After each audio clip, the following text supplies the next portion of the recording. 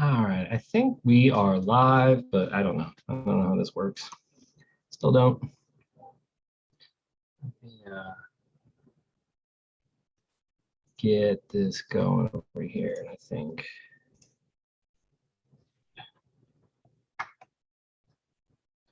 I gotta do DraftKings lineups. Big U.S. soccer game tonight.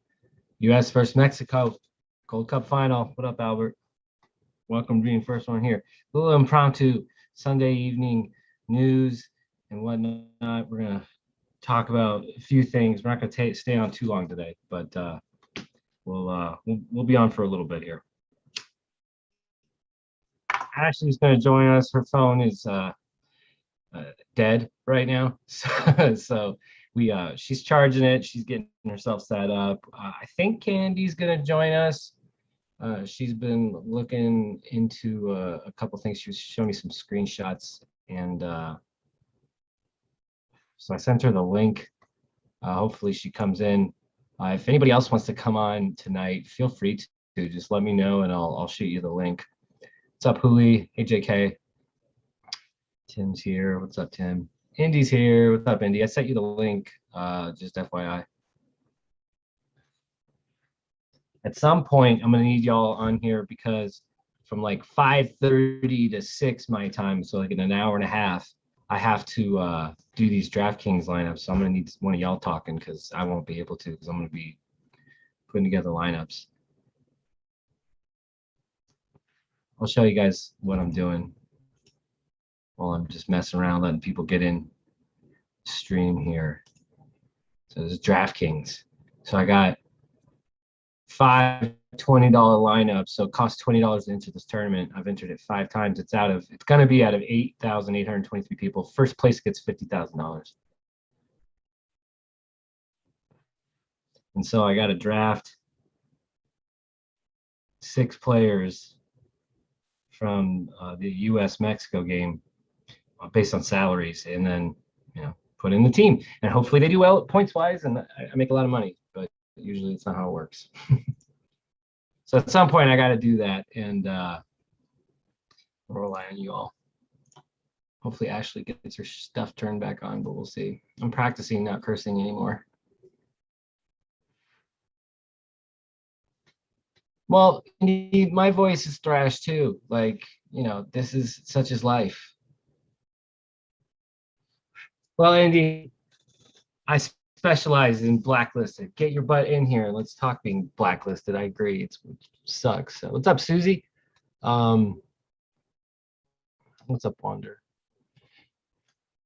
Just chilling out. Sunday. Hope everybody's having a good Sunday. It's been nice and chill here. Ashley just got done taking a nap till literally about like 3:55. So she's woke up to a dead phone, and so she's dealing with that stuff right now. What are you gonna do? Lots to talk about. I don't know if you guys caught Indy's show last night, but Indy had K Pro on and me on, and K Pro kind of decided it was time to let out on Indy's show what was kind of going to go down on Monday, and I'm going to be the guest with K Pro and Mike going over what I think K Pro is referring to as Nudgegate. I think it's wider encompassing than just Nudgegate, but it's interesting. Hello, Morpheus. I like saying that. Hello, Morpheus. Paul saying checkmate. I don't know what game we're talking about that has checkmate on it. Monday gonna be checkmate? I don't know.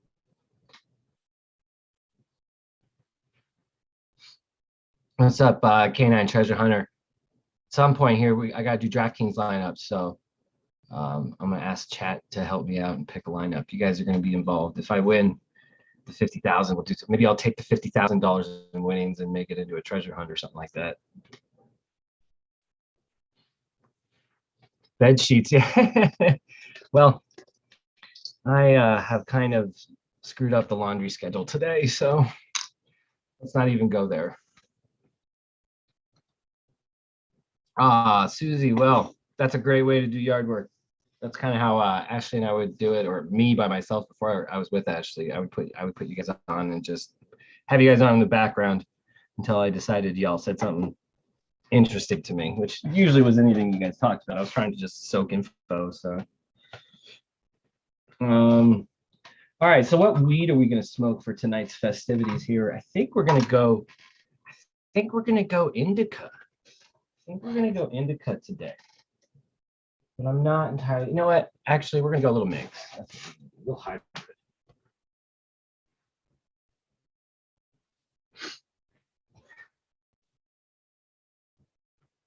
I'm a beast at DraftKings with tennis. Holy shit. Tennis DraftKings. I have, when COVID first happened and all the sports got taken down, I was watching the Mavericks game when the refs kind of just, oh shit, look, I don't have much in here. When the refs kind of not kind of, but when the refs all came together in the court and then the NBA just canceled itself and then everybody canceled. So there was no sports. Oh my God. I was doing, I think DraftKings online gaming, like it was like they were playing some computer game, and you could do a DraftKings on it. It was ridiculous. Two first places, not bad. I've gotten two or three first places on UFC, but I had to chop those, so it wasn't a full win. And then I've gotten a couple wins, first places in the NBA, and again I had to chop those too. Check Facebook. Check Facebook. Check Facebook.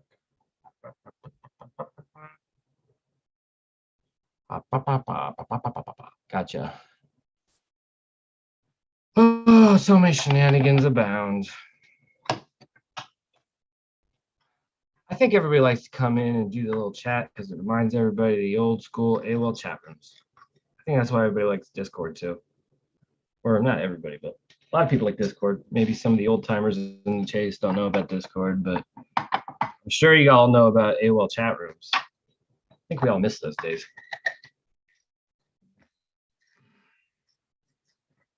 So again, in case you guys didn't know, I'm going to be on K-Pro's show tomorrow, going over what they're going to drop to the community. And I'm looking forward to just seeing what it does and the reactions to it personally. But we'll see. Y'all should check out Indy's 8-hour marathon last night. We we had some laughs last night. Holy shenanigans. We had some laughs. Indy, come on. I don't care if your voice is thrash. Nobody wants to just hear me talk. They want to hear me try to talk over you. What's up, Richard?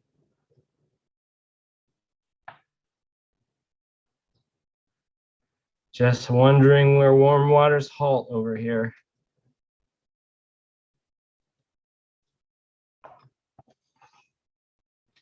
I still think, looking back at Fenn quotes, you guys were asking sometimes WWWH or where warm waters halt to Fenn, and he would answer two different ways. I really think he made a distinct difference between someone asking WWWH and warm waters halt. Wander, Hell's Half Acre. Yeah, that would be. Oh, okay. Ashley's here. Yay! All right, let me get the link, and I will send it to you, Ashley.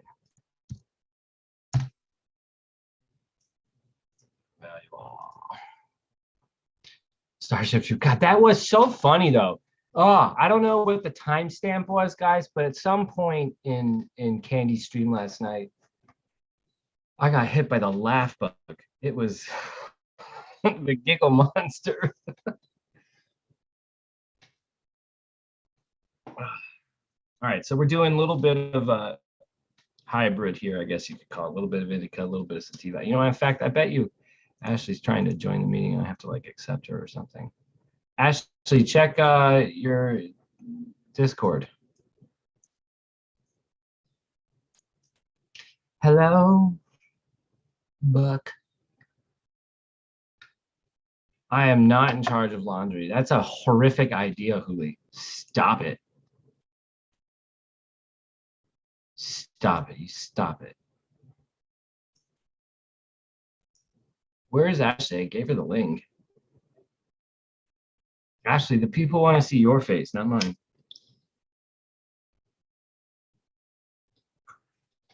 Little Sunday long time. Hey, there she is. Where are you right now? I'm in the kitchen. Hold on. I'm going to be off screen for a second till I find where I'm going to be. But I wanted to tell you. Oh, yeah. Okay. Now I see where you are. My phone was dead because the kids had it. So I'm going to see how long this lasts. Hang on. Turn the brightness all the way down. Now we got Ashley here. It's a party. Indy should get on. I don't know. I think that you are the party animal. I was the party animal last night. I finally felt good for the first time in like a week, and like 5 beers kicked my ass.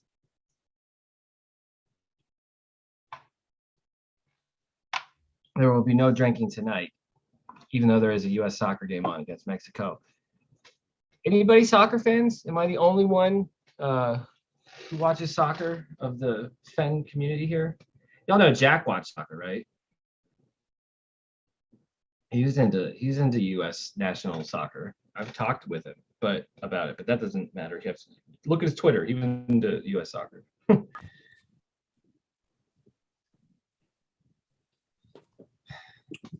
So yesterday was crazy. I think I'm outside, so I'm not I was kind of like, out. You fell asleep.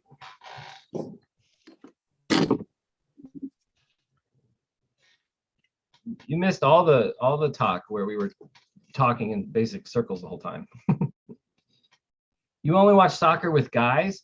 Hui, I would not underestimate the women's national team. They're fucking great to watch. I was at that World Cup in '99. Best sporting event I've ever been to at the Rose Bowl. 90,000 people strong. We beat China. It was pretty dope. But I agree. I mean, I prefer watching the men's team, but you know, I get more pumped for the men's team anyway. So what's going on in Fenn world, Ashley? What's on your question list for what's going to happen here in the next few days?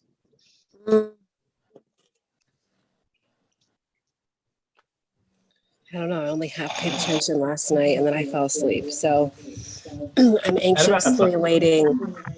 Huh? I said that about sums it up.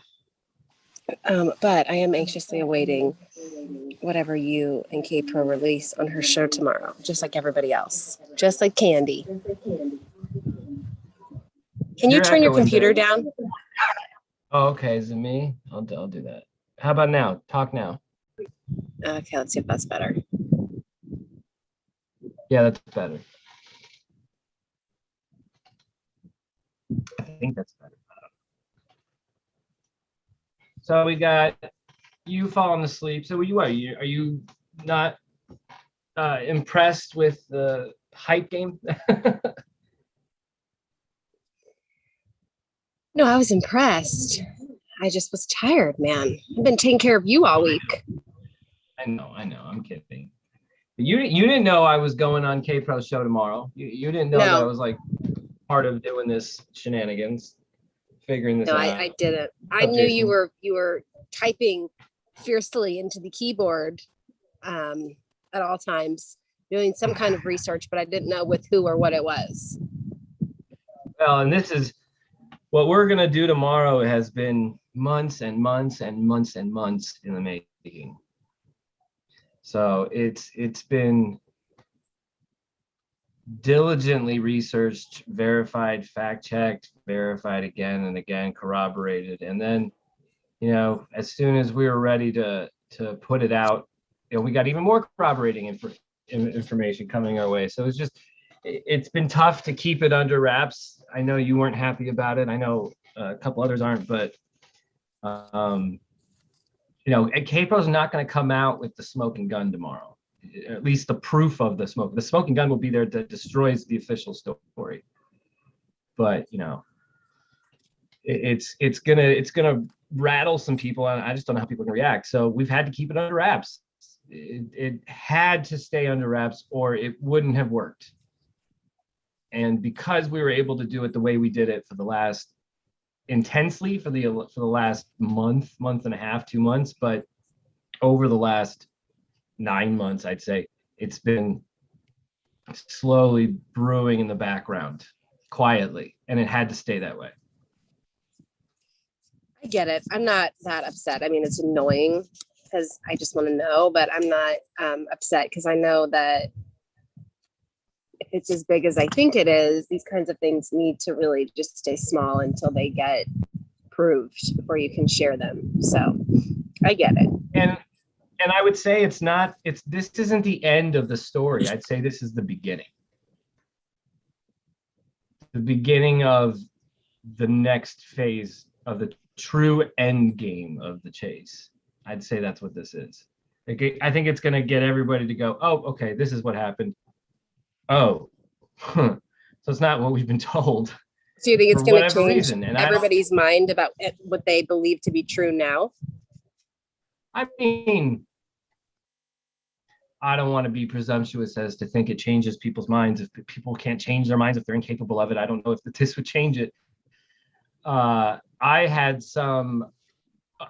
my mindset a certain way, and then I found out about the information that K-Pro is going to be referring to, and it changed my opinion.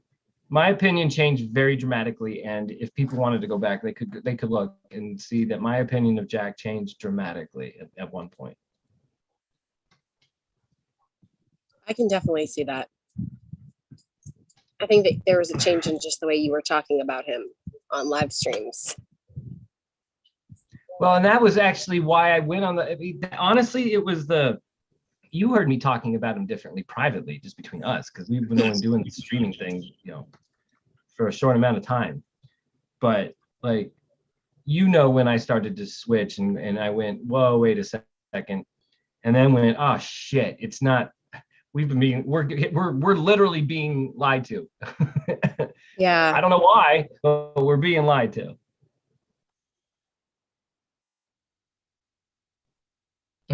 Still pig as a ball. And I'm reading that too. It's funny. Carrie, and you know what? I mean, I can understand if you've got it set in your brain that water was a metaphor the whole way through the poem, and you don't necessarily accept Jack's story, then you're not going to change your opinion of water not being just a metaphor. And so, yeah, people are still going to be stubborn on a river crossing. There's no proof of a river crossing technically yet. No one has proved anything. People have just been able to put stuff together, and what K-Pro and I have been working on behind the scenes is stuff people didn't know about and haven't known about until just now, or this time period. So are you going to be proving things? The information that is going to be the information that there's going to be slides presented on the PowerPoint. The information on those slides are 100% proven. What they imply, I think, has a few different routes, and that's up to people at home to decide. But will that translate as 100% to people? Probably not. Some people will still have questions, and they won't believe it unless they see the proof themselves. Otherwise, they just won't accept it. There are people like that. That's fine. But aren't there people that wouldn't believe even if they saw it with their own eyes firsthand if they were there? So those people aren't changing their mind anyway. Right. And I'm not out to change those people's minds. What I'm out to do is get the real story out. One of two things will happen.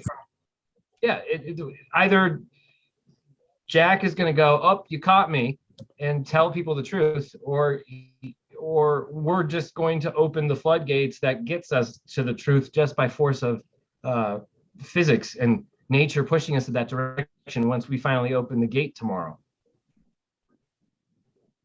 Exciting. Andy asked, Ben, want to explain in more detail about your theory about the auction website and how it links to Jack? I mean, there's a lot there. It's basically hey, Joe S, honorary wrench. Now you're just normal wrench, just a wrench. What's up, Joe S? So the auction website is something that a lot of people like to discount, and I completely understand why. The timing of it has been interesting just on the surface. The fact that it went live February 2020. It stated it had a location because the chest and location had been found prior in 2019, I believe, and that they were selling it, and then magically it gets bought, or at least announced that the location was bought end of May, before the find, and then June 6th happens and the fine happens. So now that we have been able to understand, now that once we found out that Jack lied about the FOIA date or misstated the FOIA date, but it spotlighted April of 2019. So then 2019 just starts to get highlighted, and I already have a work being done on, Jack, and knowing what's going on with Jack and when. Now all of a sudden I wonder the timing of that website matches with some things that I know. And again, that's conjecture. Nothing that tomorrow has anything to do with the website that K-Pro is going to present. But I will say it's weird. The auction website had some things right in a weird way where you don't even realize it's right. For instance, they said they took something out of the chest, some kind of proof or whatever, or a keepsake, or I don't know how the terms were, but they said that they took something out of the chest. Lo and behold, the emerald ring is missing from the chest. Jack just goes, oh, it's missing. I don't know. Fenn must have forgot. But this website stated there would be something missing from the chest. And before, Jack said the ring was missing from the chest. So the website's gotten things right, including very lucky coincidental timing. So it's a lot of circumstantial evidence, but when it all gets piled on top of each other, it starts to become overwhelming. So that's kind of my theory, I think, on the website. I think it's something that keeps rearing its ugly head in a lot of weird back alleys of research into what has gone down in the chase. I try to get rid of it. I try to disprove it as many times as I can. It just keeps popping up like an ugly penny. And wasn't the timing of it, the website shutting down around the same time it was found or something like that? Well, they said we've gotten a high bid, and the high bid is more than enough or overwhelming, and we are shutting down the website. Thank you very much for those who tried to bid. Maybe there will be more information forthcoming. And that was like May 24th or something. And then the chest was found June 6th. And then the website decided to start talking after that, though. It did say, see, we told you so. So a lot of people took that the wrong way and took that to be just, ooh, see, they're full of shit. They just want to sell the website for as much money as possible. That's not, if you look into the history of this URL, all of their actions didn't help the value of the website. It decreased the value. They could have kept it going and increased traffic and clicks and hits, thereby increasing the value of the website to then sell. So they ended the traffic and clicks when they said the auction was done, stop coming here. And now people still went there, but again, everyone dismissed. They did not do that to sell the web. It's silly. So it's just weird.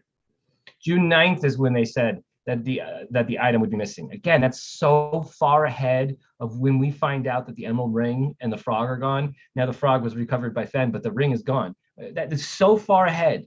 And so not only do they do it on time, their timing is perfect, but they also predict the missing item from the chest. And by the way, in the terms of this website, you were to recover the chest that they have moved to a nearby location to the solve, but not at the solve itself. You have to, how do they word it? You have to show up, you have to put the money in escrow, and then show up to retrieve the chest at the location that they put it in for safekeeping. And then once you do that, you'll get the solve to the real location anyway as well.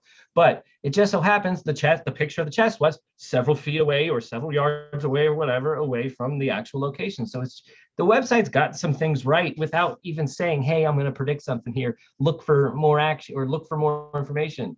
The website has gotten things right without trying to act like it's guessing at things. So it's interesting. I don't know. I do not know. Those are quite the coincidences, but could just be coincidence, but could not. Absolutely. There just seems to be a lot of coincidences in a lot of avenues in this chase. But again, what K-Pro is going to be outlining and laying out for people tomorrow aren't coincidences. These aren't, ooh, this must be this and this must be that, therefore this. No, no. I know she's been burned by sources in the past, and she's outlined it yesterday. I was one of the sources, but the information that she's going to be going over is information that we were able to come to together, and we've both seen, and it's irrefutable. It's irrefutable.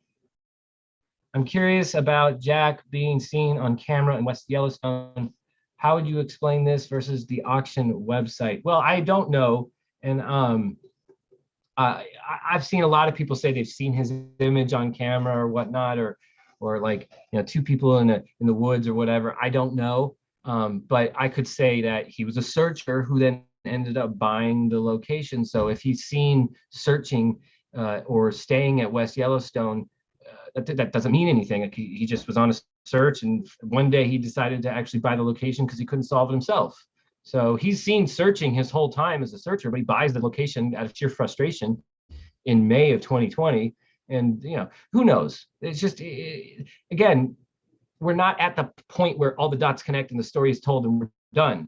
We're at the point now where we're finally seeing what the dots are and the lines are forming themselves. And so we're right there. We're right there.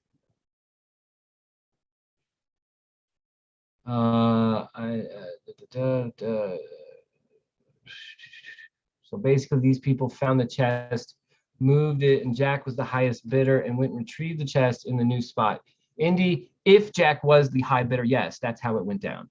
That's how it would have gone down for whoever bid on this chest. Maybe Jack is a front man hired by the people who bought the location. I don't know, but according to the website, the buyer of the winner of the auction was able to visit the location where the chest was currently at, verify its contents with their lawyer, and then release the funds out of escrow. And allegedly, that's how it went down.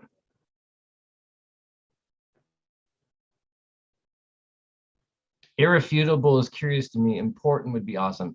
Blaze, I would say it's both important to dismantling the official story and irrefutable in that what K-Pro and I have seen, and this is why I went on, or this is why I agreed to go on instead of, because I've been in the background, quiet, but I agreed to go on because she needs help, not help from me. She needs someone else to tell you guys that I've seen this information as well. I'll put my face and name out there to say I've seen it as well. It's irrefutable.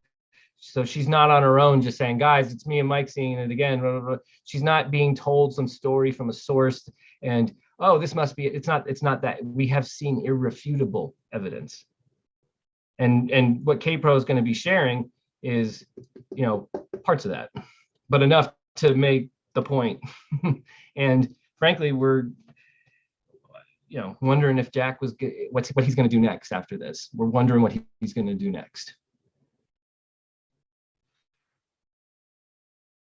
I'm starting to sound like Davio. Oh, it must be the weed. I don't care. I'll sound like Davio. May 24th, 2020 is when that man got caught digging up the graves. I still think that part is connected. Could very well be. Could very well be. Again, like I said, we're not quite at the end here. We're not at all the details yet. We're at the place that's going to show us the path. It's literally going to be a very, very clear path now. Oh, Ash, you're dealing with kids. Is it that bad? Should I cut the stream and help out? Let me know. Tell them we'll take away Fortnite. No Fortnite.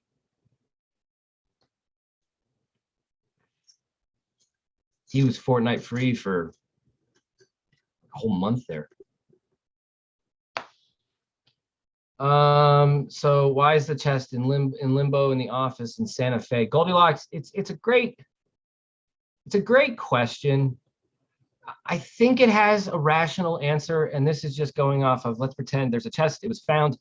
Why is it being kept in Santa Fe and not in, you know, why, you know, if I have it, why isn't it in my bed and I'm swimming with the coins? I think because you're always going to be on guard that someone's going to try to break into your house, and you just, even if it's under your bed, it's in a safe, you have a gun, like you just don't want to deal with that headache, especially if you can just put it out there.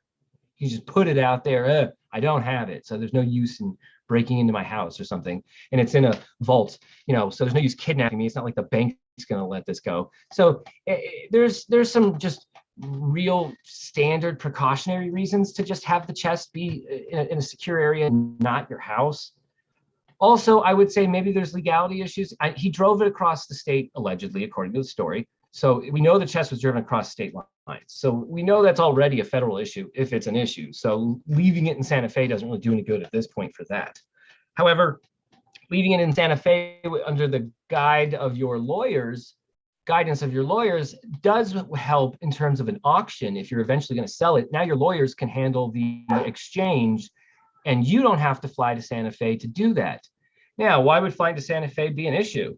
It's not. I mean, it's only it's a long drive, but it's a short flight, hour and a half flight for me from LA. I would assume maybe a 3-hour flight from the East Coast.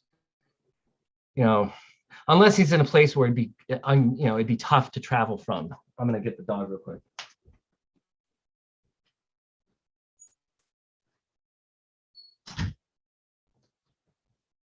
I don't know.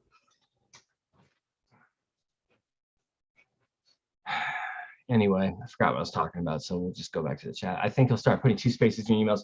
Mark, he's not even emailing me back anymore. I don't think, and so I think that's over and done with.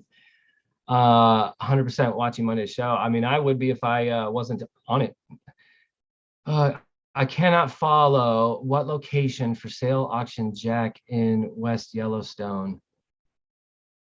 I actually can't follow the question, because I don't know to what you are referring as to me. Like, I don't know what I said to cause that question, so I'm having trouble answering it. Maybe type it again. Sorry. Has Jack been emailing you as usual? Did he pull back after your appearances on our shows? Andy, he really did pull back tremendously once I started to show up on your shows, but he was still emailing me. And it really kind of slowed down tremendously once we got back from Yellowstone. And then in the last, I don't know. Let's see. What's the count on this? Let me type in Jack. I think it's been like 10 days, but. And I sent him kind of like a goodbye email, like, okay, I get it, man. You're done talking to me. Yeah, 12 days ago was his last email to me. And so I think he's done with me. Presume the chest is in Santa Fe. Yeah, I would presume the chest is still in Santa Fe in that vault, waiting to be sold to the highest bidder at an auction. Still under your bed. You're like, yeah, I get it, JK, but like, then you see how this community is. There's people showing up to people's doorsteps, the family members, and would you really want it in the house where these people are possibly showing up to the doorstep of? No thanks. I'd rather have it nice, safe, and secure in a bank vault. You can't get it. Wasn't the entire auction site based off the fact that they hacked Fenn? Indy, I can make some conjecture and some opinions and maybe walk you down a theory. My theory is that the auction site was put together possibly by somebody who could never go public that they found it. There's a variety of reasons for why you would never go public, but I'm talking the nefarious reasons. And I'm not talking you took property off of Yellowstone and you didn't turn it into the superintendent. I'm talking like, maybe you hacked Fenn and were able to determine the location that way, but there's a paper trail that exists, so you can never do it. Or you work for the park and maybe employees for the park aren't allowed to retrieve it. And so if an employee does find it, they know they can't claim it because the park will take it from them. So instead they auction the location away so they can get a hefty payday and not have to deal with any of the legalities and not get in trouble from Yellowstone and keep their job. Like, that makes a lot of sense. Now, that's a theory, that's a guess, I don't know, but that's why I would put up an auction website personally.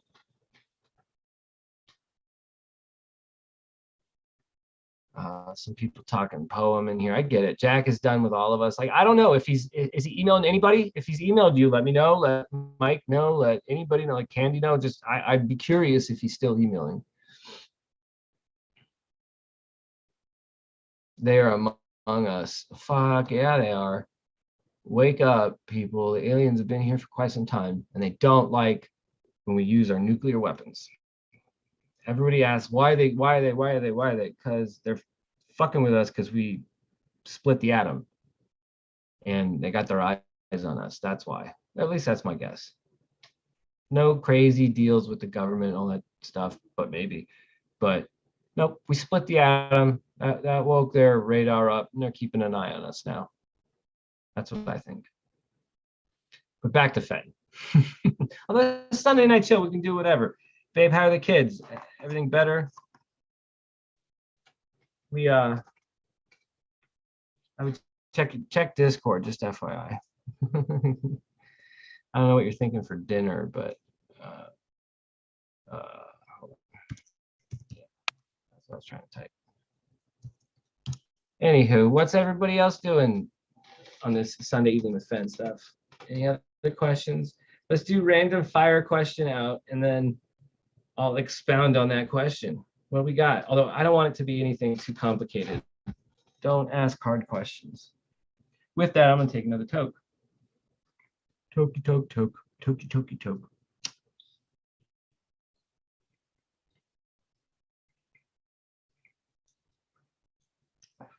In fact, I would definitely do an auction site if I were an employee at Yellowstone. That's exactly what I would do. Man, being an employee at Yellowstone must have been a double-edged sword on that. Did we save all the pages from the site, Indy? We can always do the Wayback Machine, so I can look at that and see what pops up. I don't think you can erase the Wayback Machine. Jens, Jack, the front man of the people who bought the location, winner of the auction, was able to visit the location where the chest was. Okay, so that stuff, Jens, it basically was the way the website portrayed how the sale of the site the location would go was they had a silent auction. You were to email an inquiry into them, and then I guess they required like some kind of an agreement of background check to make sure that you could actually pay the money. But that's neither here nor there. But what the agreement was is you and your lawyer choose the escrow service. So you're buying you're the buyer of the location. I'm the seller of the location anonymously through this website. You submit the bid into me. Now, allegedly, this is what happened. You submitted a bid that overwhelmed me. Let's say it was $5 million. I don't know. The update from the website was we had received a high bid and we're accepting it and moving forward with that sale. The website here is now useless. Thank you all for submitting bids. So what happened was you bought it for $5 million. The $5 million goes into an escrow service that you choose with your lawyers. It stays in escrow. I give you the location that the chest is currently at. Now I have moved the chest. I have found the chest at its original location. I've moved it 500 feet away to protect it, to make sure no one would find it if someone else were to actually figure the poem out. So I've left the chest there, but I've moved it to protect it. I know where it is now, and no one's going to find it because I've hidden it 500 feet away, and you're never going to find it. That's where I'm sending you to. Once you arrive there, you see the chest, you pick it up, you take it, you can confirm with your lawyer, appraiser, doesn't matter. As soon as you pick it up, you take it out of the park, you call us, you verify that you have it, it's real, the release of the funds happens. Now, to me, that's very one-sided to the buyer. It's there to protect the buyer. But boy, oh boy, what's to stop me from just taking that chest and never calling them back and take the money out of escrow? I mean, it's a mess. I don't know why you would go through all that trouble, but it was very protective for the buyer. So that's the point. So that's what was it. So the idea was the person who bought the chest location would be Jack. That was that theory, that Jack was the person who essentially bought the location. And that's why Jack can't give a solve, because all he did was buy the location. And I guess Fenn went along with it. I mean, again, it's a theory. It's not my theory even. It's a kind of a collection of the theories. Queen Anne, are airline trips something that is searchable? I don't think it's something that's searchable. I don't know. I doubt it.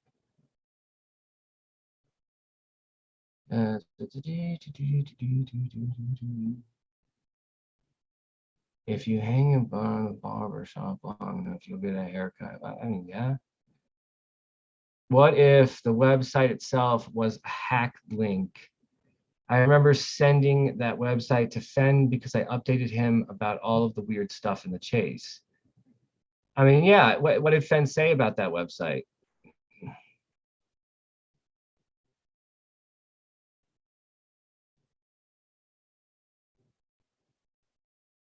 Correct, Jens. That exactly that one. Chase Landing, May 15, 2020. I'm sorry, Scott. No offers are accepted anymore as the ownership has been transferred to the buyer, right? Yeah, so so it was even as earlier as May 15th. That's kind of what I remember now that you say that. Thank you, Stuck. Any chance you and K-Pro looked into the rock with Fenn's signature FS on it, as well as the story in hieroglyphics on that same rock? Probably just coincidence, maybe not. I'd like to see pictures, to be honest. I don't know quite which rock you're talking about that has the FS on it. I know of plenty. I just don't know which one to specifically you are. And the hieroglyphics, like I've heard rumblings and ramblings of such a thing, but I've never seen. So if you have anything that could be more specific, maybe send it to me, email it to me. It's on the, it's somewhere. Let's go. Let me go back and look. Thank you, Andy. Andy, hop on and do a Wayback Machine, or tell me what you find. Let me know. Lucky, why are we rehashing that website? Force the chest was still there. He left it much after the website was created. It was a scam to get info from other searches. I mean, Lucky, it very well could have been. I'm just saying the timing of the website, it's irrefutable on that. I hate to abuse that word, but it said, oh, we sold it, it's done, before weeks before it actually was found. Again, that could just be a coincidence of timing. And it very well could just be a scam website. The reason to bring it up is I think everything is on the table at this point because we don't know what's really going on. Huli, I don't know. We were talking about random points in Wyoming, and Indy said Hell's Half Acre, and it made me start to laugh, and then I couldn't stop laughing. It felt like it was like being in a classroom, and like the teacher tells you don't laugh, even though no one told us don't laugh, but like you can't help yourself but to keep laughing. That's kind of what it was.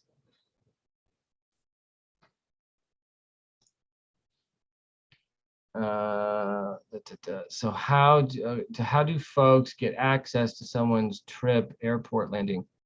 I don't know what you're getting at, Queen, but there's plenty of ways to know if someone was having a trip or an airport landing. People have cell phones, people travel with people travel to see other people. There's plenty of ways to verify. Stuck in Chase Land. Once the site was published, Fenn put out something saying the chest was still where he left it. Yeah, sure. I mean, technically speaking, he might not have known if as far as the story goes, the chest was still out there in, let's say, Yellowstone National Park. Now, Fenn might not know the details or remember the details that they say they moved it 300 feet away or 500 feet or 250 feet, whatever the number was. But according to the website, it very well could have just been sitting at the exact same spot as the end of the poem. So Fenn's still truthful, saying it hasn't moved because the people at this auction website never moved it. That was part of their sales pitch. They never moved it. So it was always sitting there and retrieved on June 5th, just like we were told. That's how the story goes.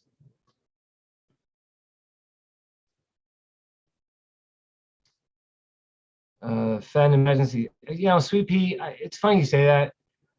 I allowed myself the time to look at the Google Maps and look at shapes, and like I didn't like it, but I allowed myself that time to research into it that way, from that perspective, because why not? You got to look at it from every angle. I think why not look under every log, right? And I really felt like I saw some stickmen in the geography right near Madison Junction, right all over Yellowstone, really. And again, once you go down that rabbit hole, you kind of get to the point where, God, you can see it everywhere. And that's the problem with it. That's what I hate about it. Doesn't make it wrong, though. It's just, woof, good grief. What else? Things aren't what they seem right now. Remember this. I mean, the man himself said it, right? I have a spatchcock chicken on my cable. on my table. Wow, say that sentence 10 times fast. I have a spatchcock chicken on my table. There we go. Oksana is sick. Any idea for sites? Someone at Ashley for that one. Jack knew Fenn pulled it and became the finder after death, possibly. Mine was a plan. But you prompted her to say, haha, where did Fenn and Skippy have their fight? Were you going to show us the cars, license plates on cars, or people in cars from Google Earth? No. I honestly, at this point, I don't even remember what made this. I do remember saying, is this where Fenn and Skippy had their fight? Yes, because I think we're not the only ones who've looked into. Hasn't everybody looked into that stretch of road between Shoney and Casper? So like, it's just, I think. Well, I don't know. What was it, like 2:30 in the morning? I was fucking delirious. I think it was my first F-bomb of the night. I think I've done very well. K-Pro's asked me to like watch my language for tomorrow, so I'm trying to practice here.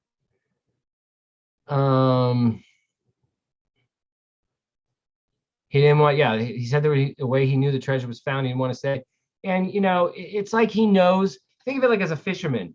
That's him throwing out bait, and we are the fish just munching right onto that, falling for it almost. Hook, line, and sinker, as they say. That's such a sentence there's so much, it's so provocative, that sentence, and he knows it. He knows it when he's saying that too. So I don't know if there's a hint to be heard there, if it's a one big fat red herring grilled up for you on a silver platter, but there was a way to know if the treasure was found. He just didn't want to say. Reeks of him just laughing in our face. That's just my personal opinion on it.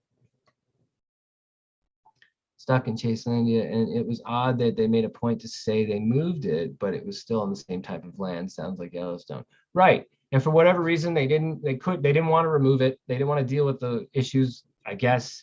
And so I don't know where I don't know that I even buy it. I'm just saying that story somehow sticks out there in the ether, and you can't quite get rid of it. It's easy to say, yeah, it was a scam and move on, and that very may well be the answer. But I'm just like, I don't know. What's up, babe? Oh, I love you. I love you.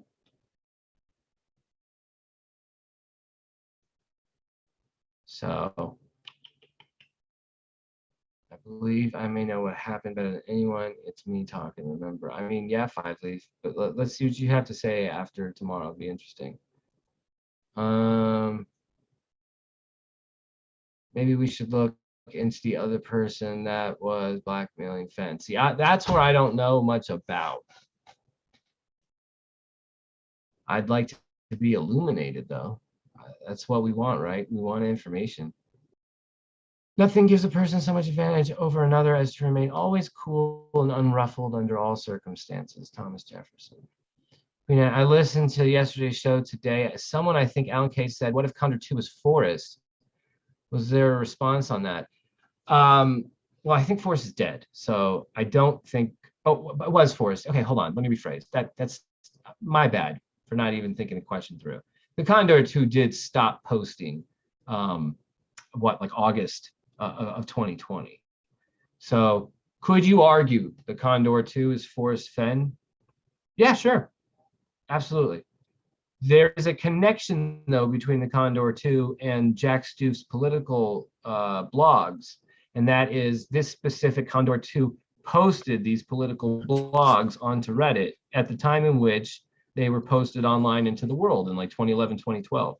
So unless Forrest Fenn was a specific fan of one Jack Stoof in 2011, 2012, and just wanted to really promote Jack Stoof's work in 2011, 2012, I don't see how the Condor 2 could be anybody other than Jack Stoof or someone related to him. Honestly, I think after that screenshot from the auction site saying they were going to take a piece out of the chest, which I remember reading, I just really forgot about. I kind of agree with you, Ben. You wanna screen share that? You want me to? You can. All right, hold on. I'm scrolling to it. Hold on. Just be careful of the messages I sent you. No, I know. I'm learning how to do this better before I just jump right back to screen share. Here we go. Good All right. job. So what I'm going to do here is, instead of sharing the message, I'm just going to snip this.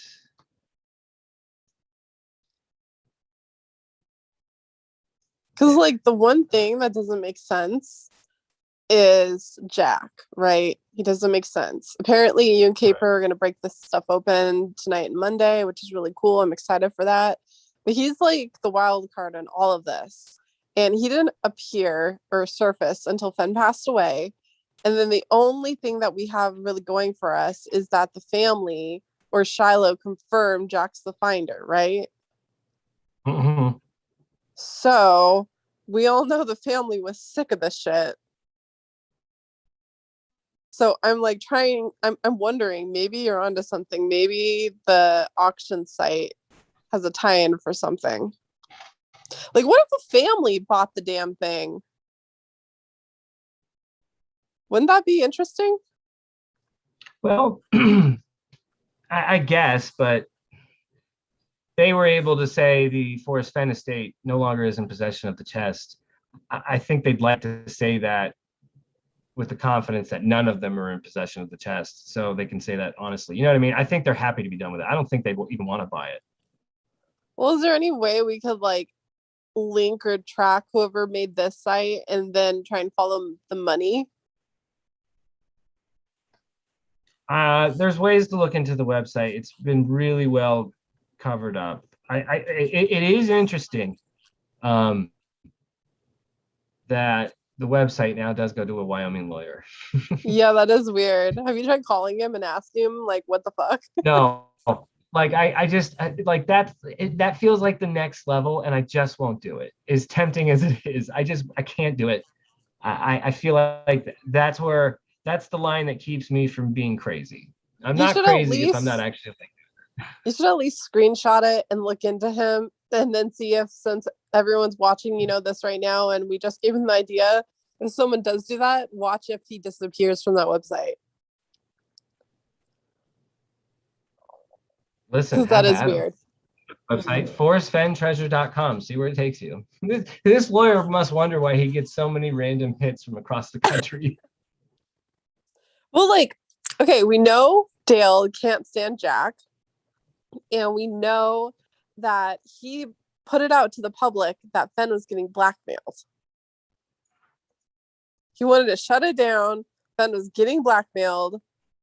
And one of the things of like the people connected to the assholishness of the blackmail, but who was the other person? Because what was that one account? The IIWII dude, Eric or whatever. His whole like research is based off of the people who did the auction site hacked Fenn's email, and that's how they got the information to get the chest to even auction it off. Have you like watched his videos? If I have, I don't remember. Like I watched some of it because I don't really understand all the hacking shit, but it was very interesting, and it does link to that website. And what I found interesting too is when I was talking to the producers the first time they reached out to me, they were telling me like certain people they were talking to and everything, and one of them was about that damn auction site. They said they had, I can't remember, it was a father and a son or two brothers or something, but they said they had like proof that was apparently the story of how the shit show went down, and it all leads back to the auction site, and like Fenn was hacked. And I was like, whatever, let me talk to you more about the fire hole. Like, well, it would just make sense why, because to do the auction, it's just so extreme. You have to have done something wrong, or you have a job that prevents you from claiming the treasure. It's only one of those two things. Yeah, but you know what's annoying is there's like so many pieces just floating around that like seem to make sense, but not all of it can be fucking make sense, right? Exactly. And everybody has to keep reminding themselves of that. Not all, just like before the find. Not all these theories can be true. Not everyone can be right. Everybody is so damn adamant that they were right and they had to solve, and they still are. They're still putting out videos and claiming whatever. But it's the same thing here. We have to remember that not all of this can all be conspiracy. Most of it probably will be coincidence, but somewhere in this haystack of coincidences are dots that have now connected. At least to understand that what we've been told is bullshit. Well, I mean, based on your way of turning your feelings on Jack and how you first believed in him, and now you're clearly you lying piece of shit. It kind of seems like maybe you are leaning towards this auction site thing. It really does seem like it. Let me be clear though. Let me be clear about a couple things. I would say he's a liar. I don't know about lying piece of shit because I don't know why he's lying. For all we know, the lies here are still for a reason, and we still haven't figured that out yet. I'd like to at least think there's two chests. That's could be. I am less confident on the idea of a second place now. I am, but I will say, I don't want to make a personal judgment on Jack, but our fire alarm's up. But Jack, the alarm's gonna go off. I'm gonna mute this. Sorry. Who's burning what? It turned off, but it could turn out. This fire alarm goes off for anything. She puts a couple of strips of bacon on the pan, fire alarms go off in the whole house. It's just, even with the windows open, it's ridiculous. It'll easily pop on again in the next 2 minutes. It could. So I got my hand on the mute. There you go. I don't know what I was saying anymore. Well, I mean, there's just so many pieces, and it's so strange. And now, with the whole the Condor 2 Reddit thing, that's looks like a really pretty much our only solid lead that we have right now. And what? No. Oh yeah, give me those sour things that I got. Albert, from the movie theater. There were those little trolley square sours. I might bring up Google Maps and show that, because I'd like to know where you look. And the sours and the squares. In fact, I'm going to do that. I'm going to do that right now. 2 bags. 2 bags. Hold on, let me see if I can find a screenshot of it real fast. Are both of us telling our significant others to go get us stuff and ask them to go get us stuff? We're rude. It was gonna kill me. Give me a death stare. These things, sour bite blasts. Sour bite blasts. That's what they were? Yeah, I think so. Wait, hold on. Like that. Hold on. Let me find them. I know they were trolley. And in this race, but they were squares. What does he say? There's no silver medal for second place. Mine's more of a Dale Hammond, Sean Connery, not a real Sean. Why are there so many trolleys? All I know is they had stripes in them. There were squares and they had a stripe in them. Did you just go to the liquor store and I want candy, and there's these candy trolley sour bites I got from at the movie theater, and they were the most delicious thing I've had in my life. And he's like, what do you want from the liquor store? And I'm trying to see what they were called. Oh, yeah. I think, no. Damn it. What the fuck? They're right I want to share this. I've seen this debate happening on Thor. What's a creek here? Thanks, Ed. Guys, the third definition is narrow or winding passage. Remember, this is for a Fenn poem, right? Or it could just be in a difficult or perplexing situation. I'm just saying, I was about to do something and then this happened, so I wanted to share that. Sorry, I did it for the candy. My computer is going all sorts of slow. No, honestly though, there's some weird shit going around. Someone always says they have a piece of something, right?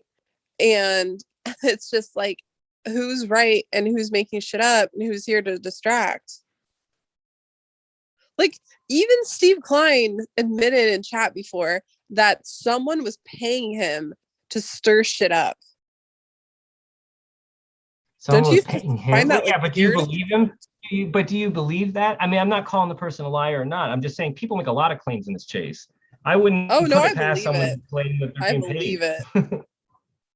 Okay, so then even that, so who's paying for that? I don't know. I tried to get it out of him and he wouldn't say. And I was just like, okay, whatever. It's like, it seems like he's more trying to stir drama and Chase, stuff. yeah, kind of feels But like that. his story with Tankersley, it's like, I've seen the emails or some of them and they are very convincing to me. But then like, dude, Cynthia's response to certain shit makes me like, it screams cover up to me of something. And now, like, according to you and Christy, based off of the information you've been looking into and stuff, she said 7 Mile bridge to the border. That's like mind-boggling to me because that's mine and Gallatin's research of a year and a half. Like, that's just weird shit. Yeah. Like, I don't want it to be that. Like, that would suck. I do not want it to be that. But I mean, she's so convinced that it was 9 Mile Hole, like across the creek from 9 Mile Hole. And then when you look at the comments, like the Condor 2 was what the hell? When you look at the comments the Condor 2 was responding to for certain posts, the one about the sparkling rock on a creek lines up to Nice Creek, right? Because Nice Creek is the one that's across from 9 Mile Hole. And that's a type of special rock that sparkles. It literally translates to spark. So it's like, what the fuck is going on? Like, who the fuck is Jack? I don't know, but maybe we'll start learning soon here. We'll have to wait till tomorrow. Hope so. I hope so. You and Christy like break the freaking internet. I mean, listen, it's all relative. Who knows? Maybe everybody's just like, okay, I don't know.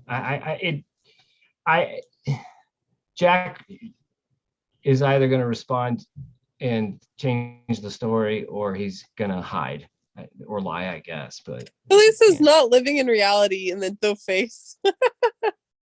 So, Albert, where did you search along the Uncompahgre? Let me pull this up. I think I've done this once, but I'm gonna do this real quick. Why not? No bananas. So here's where my solve was, and lo and behold, it was where Erskine's solve was as well. Ew, Luli's in the chat. Oh, hi. All right, anyway, so this is where I went. $1 Million Highway right here. Uncompahgre going here. It's going south to north. And so when I zoomed in on the area, because Uncompahgre, can translate to warm waters. Yeah. And then so where does it halt? Where does it halt? Well, if you zoom in right here at the start of the Alpine Loop, it stops, becomes a waterfall, and continues. So, and in my definition of halt, when you look up in the dictionary, halt could be a temporary thing. So it's not a permanent thing, it's a temporary. So it halts at the $1 Million Highway of all things. And I always remembered Fenn said, turn your cars off till spring. This Alpine Loop area is closed until May. So you have two options. Like he said, there's only one way to get there, but you can park closer if you want, but you might get a ticket because you can't really park here. It's just a pull off, but it's temporary. So you park down here and then you can walk up the canyon. Everything's kind of backwards in this solve. The river flows north to south, which can throw people off in a weird way sometimes. So taking in the canyon down was actually walking at an upward elevation. Or you could park at this little, triangle looking area. This is where you then go down and you cross this little creek. And, this is where I found my nook.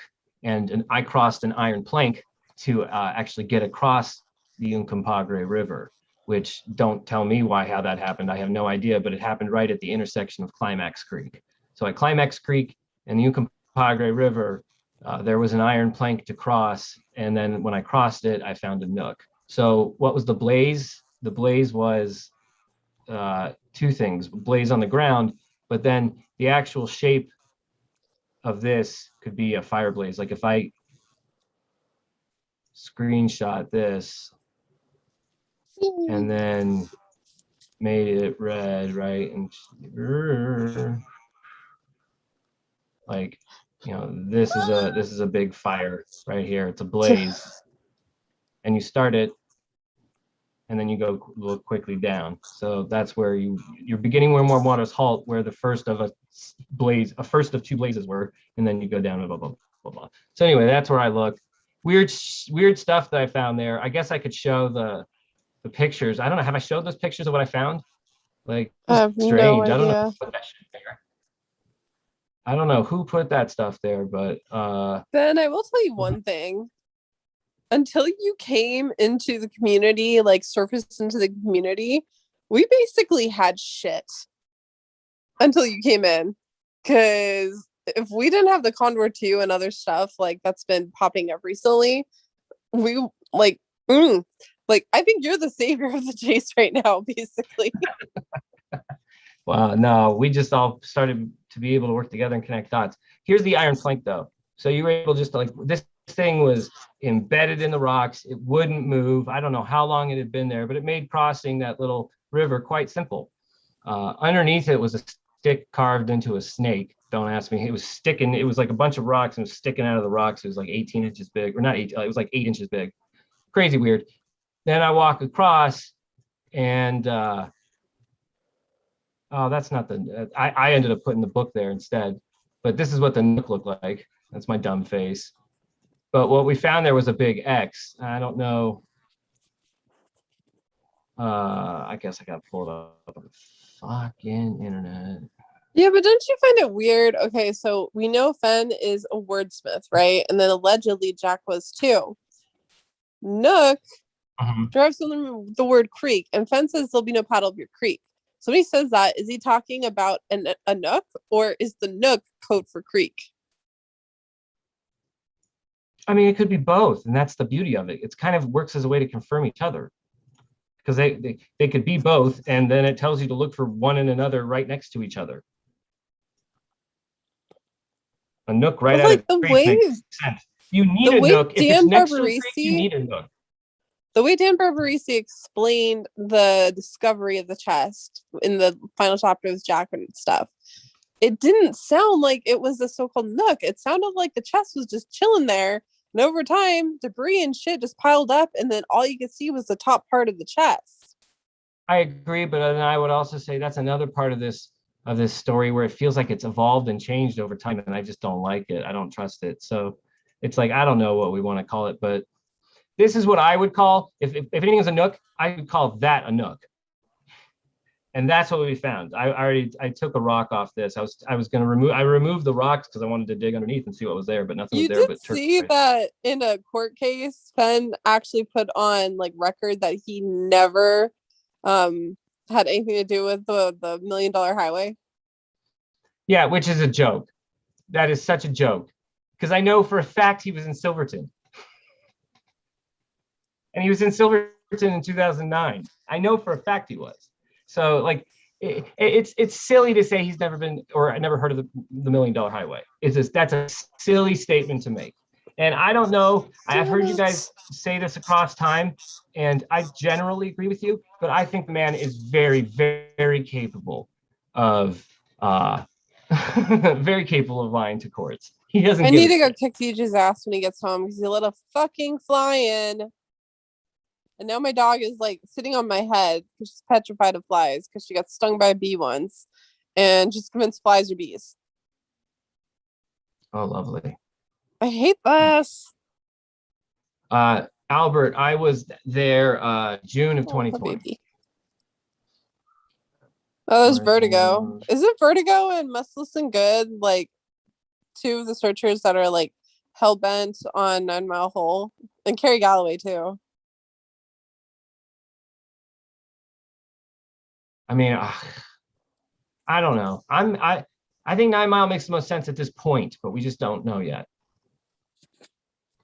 Jason, did you just say FF said we can park closer to the location, but we might get a ticket? I don't remember that one. Jason, I've had trouble locating it, I will say. I swear to God, though, I remember reading him say that, and I think I even remember hearing an interview where I hear it again in the actual interview. But I guess I could go to Terry Scant and try to look that up. I think I've tried to look it up on Terry Scant and I couldn't find it, and I was like, okay, maybe I'm wrong, but I just don't think I am on this, but maybe I am. So I'll look that up, dude, to figure that out. Treasure Warriors, Jens, Esther is watching. Sorry, I butchered his name. Is watching. I mean, that's cool. Hey, what's up, Jens? Who was in the pictures with Forrest Fenn at the attorney's office, and why would Shiloh and the family state that? Oh, that's DeZozo. Weren't it just lawyers in that attorney's office?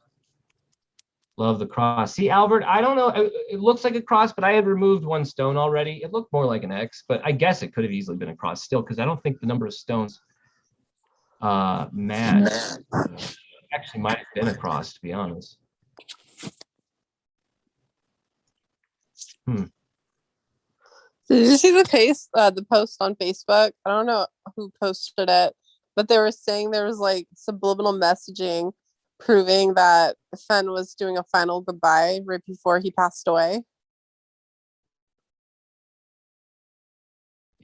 Did you see that post? No, I didn't.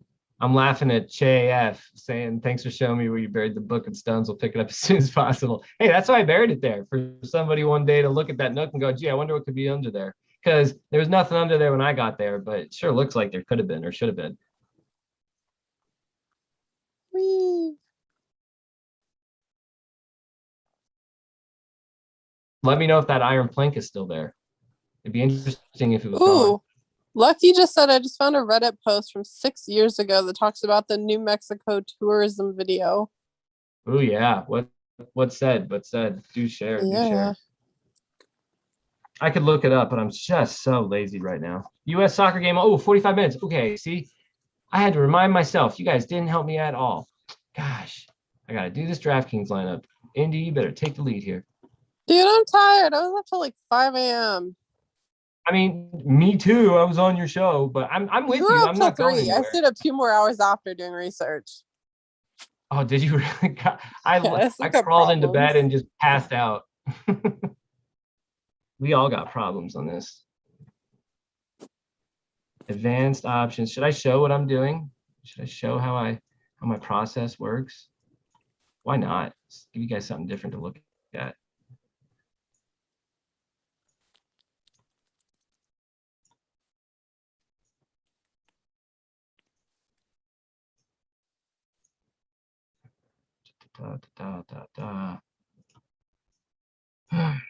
I have to get these lineup in. So I have 5 lineups, okay? So we're doing advanced options. We want to put 15% randomness. We don't know what's going to happen. I don't want to go completely all in on somebody. Let's go 60% players. And then what we're going to ask the computer to do is give us the 5 best projected lineups. Oh gosh, this is US. Oh boy, did I mess up. What are you eyeing over there? Just all these damn conspiracies and pieces of information. Like, I don't know what to do with it. And I'm like sad because I wanted to help contribute to the shit you and Christy are doing, but I know it's to protect me, whatever that is. But I'm like, it'll fuck. Be something you can join in right as soon as we start dropping it. Trust me. Just let us drop it, and then all will be good. If this is another lead that's gonna take me down a rabbit hole for a week and a half about freaking cast members from The Walking Dead, I quit. No, this is a lead that's going to have everyone reset what they've been doing and looking into. Oi. Oi, oi, oi. All right, we got the right game. Now we want 5 lineup. No, not my projections. Good grief, Charlie Brown. Oh, see, I don't like these lineups. What is going on here? Hold on. See, this hasn't even updated if they're starting. This is nonsense. We gotta figure this out. I gotta get starting lineups. You know what? I'm not sharing my process anymore. I need to just do this. I'm not gonna lie, my brain's pretty fried from last night. We went for like 7.5 hours. Yeah, we rocked that. We rocked that pretty well. I mean, that's why we call this Sunday evening chill, right? It's all chill. It's all chill. Can I give you a teaser of what we're going to talk about tomorrow night? Here, the teaser is in an 8-hour video from last night. on Candy's channel. Go to her channel and watch last night's show. That's Only enough of a the teaser. second half, not the first half. Davi B, you're not blocked. I see what you're typing. Hate to Like, go there, but owning copywriting the cipher is it. I'm just watching how long it takes. I was thinking about going in and editing half of the first half of the video, but then you'll lose chat, and I love having chat, so everyone's just gonna have to skip people through the people first can half. fast forward if they want to. Sometimes those long videos, like I don't know about other people, but like for me, when I go to sleep, I usually need something on. And so like sometimes those long videos are perfect because you know it's not going to just go to the next random algorithm video that YouTube picks for you and you get woken up by something ridiculous. Like it's nice to see that it's an 8-hour stream and it's just going to be the same tone of voices. You know what I mean? It's kind of comforting in a weird way. Only for that purpose. So that's why I don't ever chop it. Just leave it the way it is. People can fast forward if they really want to look for something.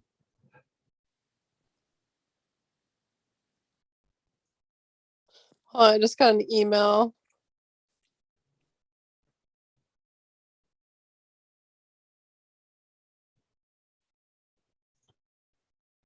Does anybody know the starting lineups for USA Mexico?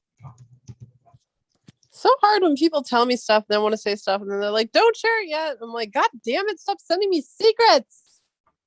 I can't contain any more secrets." Okay, but there you go. Secrets. Wait, hold up. You just said if you can't share the secret, then don't tell you the secret. So there you go.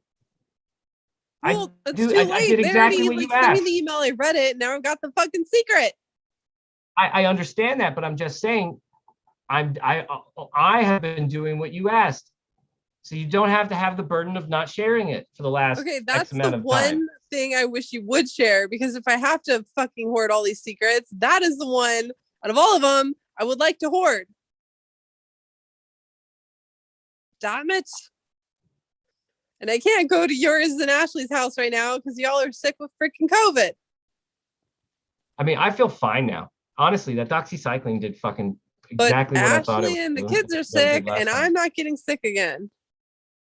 Well, as far as I know, Ashley isn't. The kids are. They're hitting it one by one. But as far as I know, Ashley isn't. Of course, we're not seeing us until everybody's healthy. Just FYI, I get that. So it's just more like sitting around waiting, torturing myself. Why was I not chosen to participate? And then, of course, all the assholes of the taste are going to be like, because you're not important to them. They're using you. No, they're not. They're protecting me. Fuck you. Who's saying they're using you or we're using you? Dude, so many people, they were like, oh, I was watching your show last night. And like when Ben and Caper were laughing about leaving you out, I felt so bad for you. I'm like, they weren't laughing. They were laughing at no, my we were laughing bullshit. at Hell's Half. We were laughing when we randomly pulled up Hell's Half Acre. I still don't know why you laugh at that, but now I'm laughing.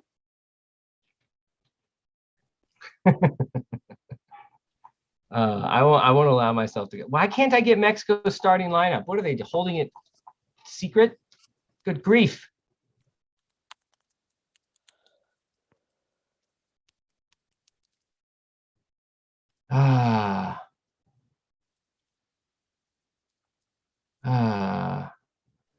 I gotta do these lineups on my own. That's what I have to do. I have to hand build them on my own. Good grief, Charlie Brown. Can't even use my system. This calls for a Coca-Cola.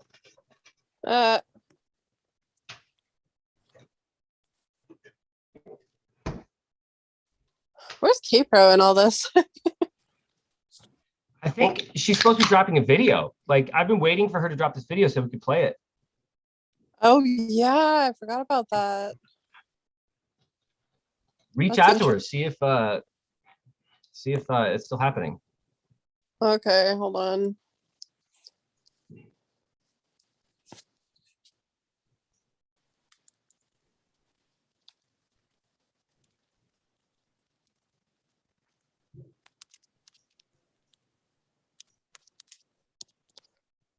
Okay, I just asked her.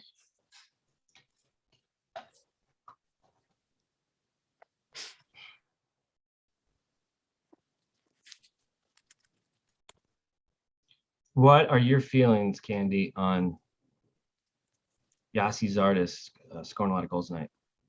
Wait, what? What's your feelings on Yossi Zardes scoring a lot of goals tonight? I'm sorry, I don't follow that stuff.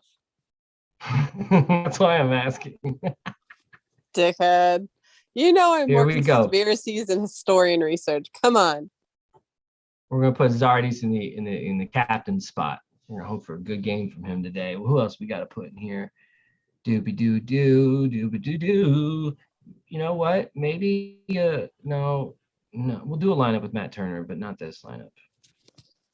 Hannon's in there. Yeah, he doesn't do shit. Bellows in there. Throw him. He's cheap. We need salary. We need salary, Candy. We need salary. But we also need Mexico players too. So we gotta make sure that we spread the love here. I got 8,400 per player left. I can look at these. I do one more cheap dude and he hits. Like boom. That's a good one. Yeah. Sure. Like it. And then I can just, oh gosh, good grief. Did you find him? Holy shit. This one. Yeah. Wait. Yes. They're not even Coley's. They're not? Oh, they're Harborough. Okay, thanks, babe. Thanks Was for like- remembering. I was like, they don't have it. Like, this is what it looks like. I remember the little centers. Yeah. Thank you. You don't want one? I remember you wanted one, or did you get your own? No, they're all for you. I mean, I'll have a couple pieces. Here, take this one. I'll have a couple pieces. Okay, fine. I won't eat it for like 6 weeks. Go. That's funny. And I got my sour gummies. They're freaking Yay. delicious. I'm I'm sending you a very picture of happy. them so you can get them and experience them, because like everyone needs to experience them.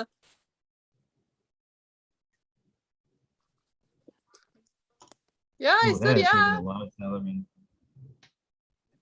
That is leaving too much salary on the table. I got He no, wishes. wrong one.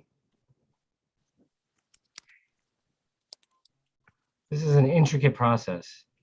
See, that's way too much salary left on the table. I could have upgraded one of these dudes. La la la la la. So many conspiracies. You know what's funny?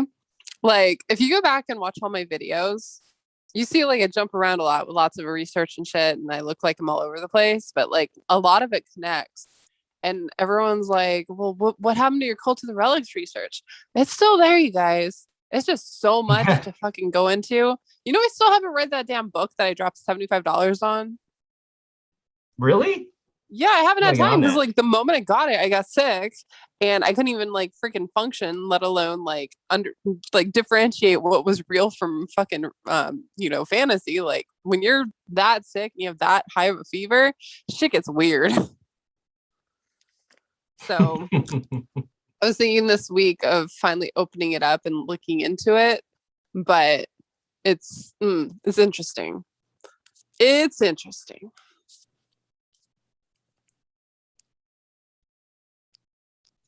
Let's see. Tell Ben to check Discord. Check Discord. Ashley says check Discord. Do I want anything from Taco Bell? Oof, no. No, gonna skip Taco Bell today. LOL. I hate typing LOL when it's obvious it's an LOL, but I just do it anyway. Ashley, I just would like you back home. There, that's all. Now I gotta go back to editing these lineups. Indy, take it away. What? Keep. What have you actually found anything more on Cult of the Relics?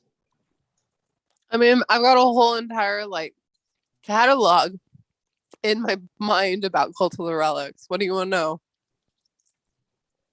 Well, anything that's actually like helping connect dots?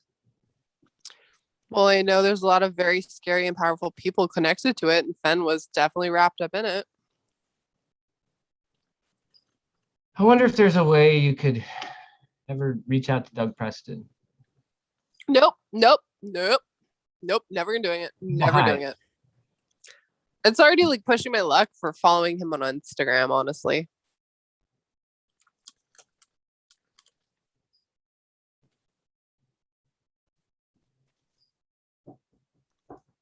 Come in. Mom's not here. What? 2 more lineups to go. What time is it? Oh, we're 30. We're getting close. We got plenty of time. How long are you 32 doing a stream minutes for? left. I'll probably do it for, the next 30 minutes, 45 minutes or so. We'll cut it off then. There's not too much to talk about. Like, I can't say much until I go on K-Pro show tomorrow, so it's a little unfair. And like I said, we did all the hype game last night on Candy's show, so it kind of made even going live today obsolete. But we wanted to go on just because we said we would, and there's You still want to know stuff why to talk about. like gave away more than what you intended to last night Why? of my show is because I'm really good at getting people to give me information. Well, you can test how well you did tomorrow, and then you can check notes and see what was given away and what wasn't. I think it's funny. I don't know, man. There's so many storylines and so many pieces just floating around. It's like we just all need to collect it, throw it out on a wall, and then just look at what sticks. Like that's what it feels like right now. Oh man. It's just crazy. What's just crazy, chat say? crazy. We haven't checked in on them. You're still not curious though about like the timeline with the Gravedigger? A little bit. I'm more intrigued by the Tankersley side of it than anything else. Why? Well, that guy just seems legit. Well, yeah, he is. He was like, he said in the emails to me that Fenn was like a father to him. And he wrote a book with someone else, I forgot his name, Sitting Bull's Peace Pipe, right? And then Fenn wrote an intro to it. I bought it. I still have it. But like, man, I don't know. His response, it's like, you know what? Okay, this, like, it wasn't as harsh as Cynthia's, but his response and how he like responded to like my questions about bringing up that info that Christy said about the like waterfall and all that stuff kind of was similar to Cynthia's response about like retaliating angrily for no reason. And when people do that, it's because they're trying to hide something. So like that's interesting. I'm like, what's up with Tankersley? What's up with Cynthia? What's up with the freaking producers? Like, what's up with Jack? These pieces, they're just floating around in the ether. I just want to knock them out of the fucking way. They're giving me a headache. It's just like, ugh. And then it's funny too, because there's still so much that I probably have that I'm not even connecting, but I can't until more stuff comes out. So I'm like, that's what it's been doing. Like I had those messages from Shadowcaster for like a year and a half. He sent this information to me like I think the day after it was announced the chest was found.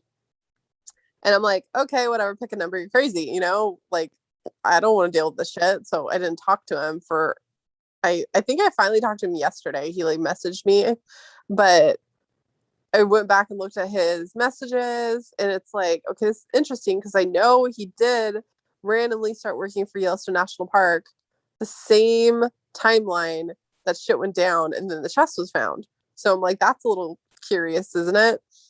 And then he apparently got attacked by like a moose or an elk or something that messed up him retrieving the chest. And now it's like this morning, because I was messaging him, right? And I was like, man, this ending fucking sucks. And he wrote me back this morning. He's like, you mean your ending sucks? And I'm like, no, the ending, not my ending. Like, what does that mean? That's weird. And like, why do you have all this insider information in Yellowstone and investigations and shit? Like, you don't find that weird, Ben? I find it weird, but there always seems to be a convenient story of why the chest was never recovered when people were so sure. And in this one, it happens to be a moose attack or whatever. It just always happens to be something that prevents someone from finishing this thing off and having a chest in their possession. And so I always get skeptical because that's always part of the story of every story from anybody who says, "Oh, I figured it out." Okay, where's the chest? Well, and then you get a story every time. So it gets that's the problem with it. Because he didn't claim to do that. In fact, he claimed quite the opposite. And here's the thing. We think we could guess that Fenn almost in a way corroborated this person. So that's what makes him different. Well, like in the emails, according to Tinkersley, Fenn had this idea decades ago. And Christy said that Fenn and Sloan were the ones that were cooperating together to make a treasure hunt. And I still think that's what this is. I think because Sloan passed away, Ben had to pick up the pieces and pull the rest off on his own. And he always says, I needed to figure out how I was going to do this by myself, blah, blah, blah. He says that in interviews. And maybe the double omegas is the symbol for, because we know the only other time we ever saw the double omegas was with Eric Sloan, right? So that is connected to Fenn and Eric Sloan. So since it's also in the book for TTOTC, it kind of alludes to the fact that it's not just Fenn, it was Eric Sloan and Fenn that pulled this off. And that might explain also why in the very beginning he talks about Eric Sloan's death. Right.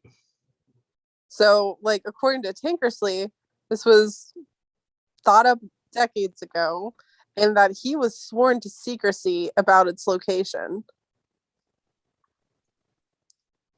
That's interesting too. But when he's talking to me, but if he was sworn to secrecy about the location, then how is he the person who ended up knowing Forrest better than he thought by finding the location? He didn't find anything; it was given to him, right? Well, no, yeah, that's what I'm saying. I still think the doctor was Trump's doctor, 100%, especially after talking to Christy again and everything. I just find it interesting that Tinkersley did sign his emails doc because of his PhD. Yeah, it's weird. He got mad too, very mad. And I mean, in this email, it's not even to me. It's to Steve Klein, because he was really good friends with Steve Klein's father that passed away. So there's some stuff Steve's been saying and that kind of pissed me off. And I'm like, you're an asshole. But look more into it and you're like, okay, this makes sense now. Because he was saying Fenn was a gravedigger and all this other shit. Well, yeah, now that I know the research about cult of the relics, he was a gravedigger, but it wasn't a bad thing. He was just digging up history and important spiritual relics. So I keep leaning towards Steve Klein and Tankersley and that situation. Out of all this stuff, that's what's making the most sense to me right now. If that makes sense. It does. Yeah, it's just weird. My brain is totally fried from last night. Your brain. Those streams that go that long, really just suck the energy right out of you, though. Well, one, I was gonna shut it down, and then Christy's like, "Oh, if you're still on, I'll jump on." I'm like, "Shit, I haven't had her on in a while," so I was trying to wait it out, and then finally she jumps on, and then we were going on forever, and I was like, "Oh, this is too good. I can't just fall asleep now." So I went over the point of being so tired I wanted to sleep, to finally when we ended it, I waited so long, I just had to stay longer awake to just research more shit. So I'm running on fumes tonight.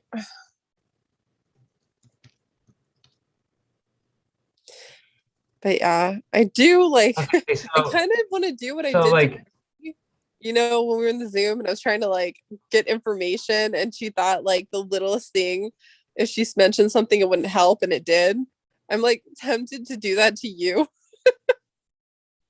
but then you're I gonna don't do want to get in what to trouble. me?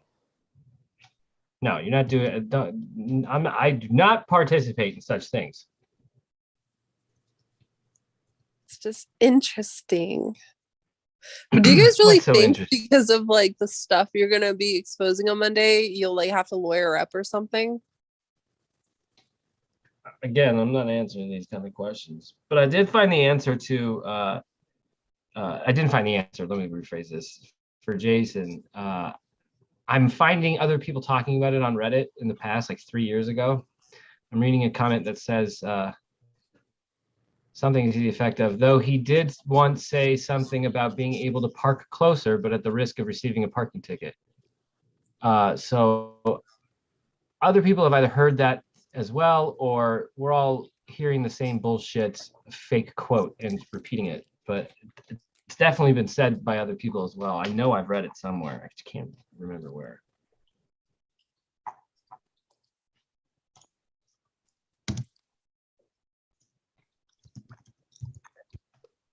Just trying to Google it right now.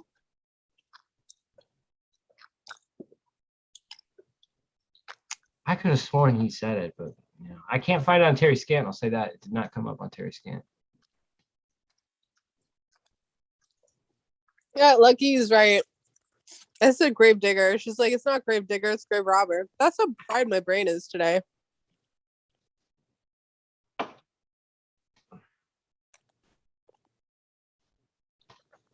Alan, are we going to be deflated as usual after tomorrow's breaking news? I'm not trying to be flippant, just saying we've heard this before. No, yeah, for sure. Let me think of the right way to say this. Stop jumping down the fucking bed then. Damn. If you think that the official story being proven to be a lie is breaking news, then you'll be satisfied with that. I don't think you'll walk away thinking, oh yeah, no, we were told the truth after what we've found. So I don't think there's any need to, there won't be a deflation now, but it's not telling people where the chest was either. So like, people can always expect more than they should, but expect for things to be shaken the fuck up tomorrow.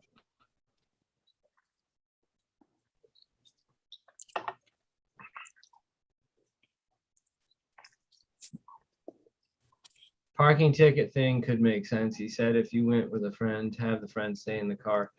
Yeah, he did say that too. And Jack, even on the Condor name, I think says as a joke, yeah, Fenn said that so that your friend could suffocate in the car for the 4 hours while you were out on a search and they'd be dead when you come back with the chest. So it was a clever joke that Jack was making about what Fenn meant, but when he said that. Hey, Gwen.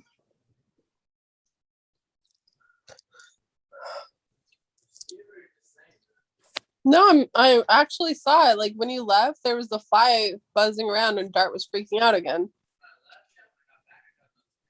Oh, so you got it? See, told you.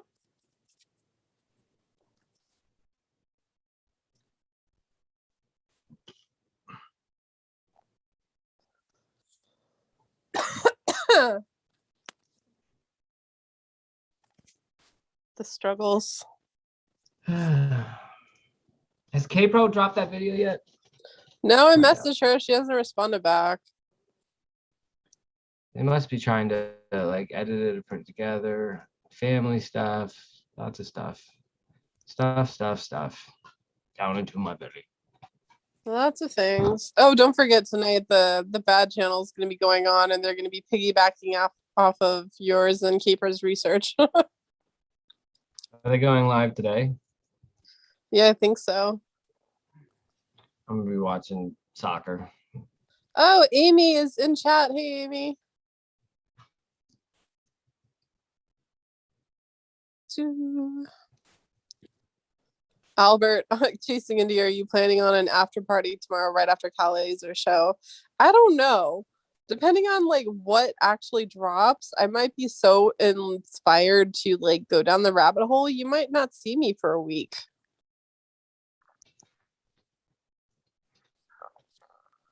Do do do. I think everyone's gonna have a moment of like, I fucking knew it, and like, okay, now what? Where do we go from here? I think that'll be the first type of real. What does that mean, though? I mean, it means what it means. I feel like you're scrambling my brain. Well, maybe I am. Rude. Wait, last night on my show, did you guys drop information that isn't accurate in what you're actually going to drop on Monday? What do you mean? I don't know what that question means. Were there like red herrings or anything? Were there red herrings? I hate to be like Forrest Fenn, but if there were, they weren't intentional. Yeah. Well, just like by what you guys were saying on my channel, you're basically implying that like based on like hundreds of hours of video footage, you've got Jack on camera, right? I'm not confirming shit. Well, that's what you were saying last night. Based on hundreds of hours of research, I have, and we have, and behind the scenes people have been able to figure out that the story is a lie. And we're going to explain that lie tomorrow. The story is a lie about him being the finder, or the story is a lie about him like how he did it? If I'm focusing more of the how or what went down, but the permutations that you could make from this and the theories you could have from it range in a couple of different ways. And we even go over those type of ideas tomorrow as well, because it can, once looking at it objectively, it'll lead you in one of a couple different directions, I think. And that's a good place to start now with what we know now. Huh. Interesting. I am a pretty pragmatic person. I am known to get a little overzealous at times, especially if I have an exciting idea that I'm following. But I always work to disprove anything. I always work to corroborate. I always try to hold back. This isn't something that was just found out yesterday, and it's kind of, this is the culmination of months and months of work. Hey, question. And talking to what? Do you think Jack's watching this right now? I don't know. I think so, but then I'll just say it anyways. On the Reddit comments via the Condor 2, he was obsessed with Jenny Kyle's book because I had a message from Fenn, you know, the one that you had to crack? Yeah. Meaning that we know he was active on Jenny Kyle's forums. Have you tried looking for him on there? You know, that is the one outlet I have not researched into. I probably should have too. I didn't need it. Probably do it right now. Probably. I don't know if he would be under as a Condor 2. He also put out those answers, Jack did. Like, he let the whole community know. What do you mean? It's not like he kept that to himself. Like, those answers he put out publicly on Reddit, where he was like, I'm basically like, save you the time. Here you go. No, I'm not saying that try to find the secret message from Fenn. I'm saying if he was active on Jenny Kyle's forums, look for the Condor 2 or someone that also sounds like Jack on Jenny Kyle's forums. Oh, no, yeah. That's how he would have discovered the book. So there might be even more comments from him that we're not aware of. Absolutely. But now that I said it and he might be watching, we got to get to doing it right now. I think once the Reddit database got dropped, I'm sure whatever he's forgotten to do, he's remembered to and took care of that on that day. Anything that's still up now, he's either negligent, doesn't care, or wants us to know. Huh. I just know the only other stuff I found on the Condor 2 was the same stuff you found with the political shit. Which is like very interesting. I mean, I still think it's funny people don't believe it's him. That's fine. I mean, I honestly think they'll come around too. It's just too overwhelming. Well, unless they never take the time to go through it. Why do you think on A Gypsy's Kiss he decided to go by the name handle Jack from Philadelphia? Because he lived in Philadelphia at the time? Well, he was the Condor 2 for the longest time on Reddit. Why did he call into AGK and say Jack from Philadelphia? Because, I mean, Reddit, you use a username. That's the whole point. You use a handle. You go that handle itself implies something to people who are going to read your comments. When he's just calling into AGK, it's like calling into a radio show. Hey, it's Ben from LA. Like, you know what I mean? I wouldn't say it's Bean Apple. I just use my first initial last name on all my shit because I didn't care. Like, you can see my name. It doesn't matter to me. But like I could see Jack just going, yeah, hey, Jack from Philly here. Like, that's kind of like how those radio shows worked. I guess. There's lots of nefarious things going on. I just don't think that's one of them. I find it interesting that he alone would just want to call in and explain this to anybody anyways. If he's on the hunt and is getting closer, but is so frustrated to the point where he's crying after searches, like, why on earth would he want to be helping the community at all? Why would he want to call into AGK and tell their viewers that maybe they're using something called confirmation bias and they should really start thinking more simpler? Like, why does he want to rally the troops? Go get the chest. Like, it's never made sense to me that he would want to put anything out that would help the community. Well, that's I mean, if we are convinced that it goes back and forth, yeah. If we're convinced that Jack like wrote the Medium article, you can tell this man was like freaking obsessed with solving this thing, like consumed by it. So it would make sense that he would pay money. He goes in stages. He really does go in stages, and I think that's something K-Pro is going to be outlining that stuff too. There's a lot of context. So like the beginning part of her PowerPoint, like with any of these, like it's going to go over a lot of these details. There's stages to Jack's posts, and they're very obvious once you kind of get to see them all like out in the open in front of you. You can honestly see the narrative going. It's like it highlights itself basically. So there's going to be a lot of that where the timing of his changes in his personality on that screen name, whether it's on purpose, whether it's on just him showing his true emotions, it doesn't matter. There are definitive changes at definitive times, and one of those times was lied about, and frankly I would call that a covered up, and there's a reason why he didn't want us looking at that specific time. So the comments illuminate it, but they tell a bigger story, and it's part of what led us. It's a part of what led us to the way we could explain the story now. Finally, well, like explain what we know. So, based off of the research you've been doing, right? Basically, all signs are pointing to the park.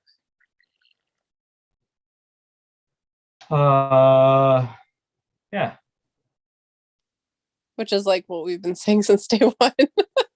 Right. I mean, again, that's why it's like, if that's not what the point of tomorrow is going to be. Yeah, no, I know that. That's not the point of tomorrow. It will be a result of it. It will become okay. Yeah, but it's not the point. I just think it's weird. I know you get it. I'm just kind of I just think it's weird and how convenient it is that all of this went down. You guys have been doing this research and stuff, and suddenly Cynthia is like so sure that the chest was found across from 9 Mile Hole that there's like documentaries on it and shit now. Like, what is up with that? What the fuck is going on with that? I will say what we are going to talk about tomorrow doesn't confirm or deny Cynthia's claims. It doesn't help her. It doesn't hurt her. My dog's like rubbing something before.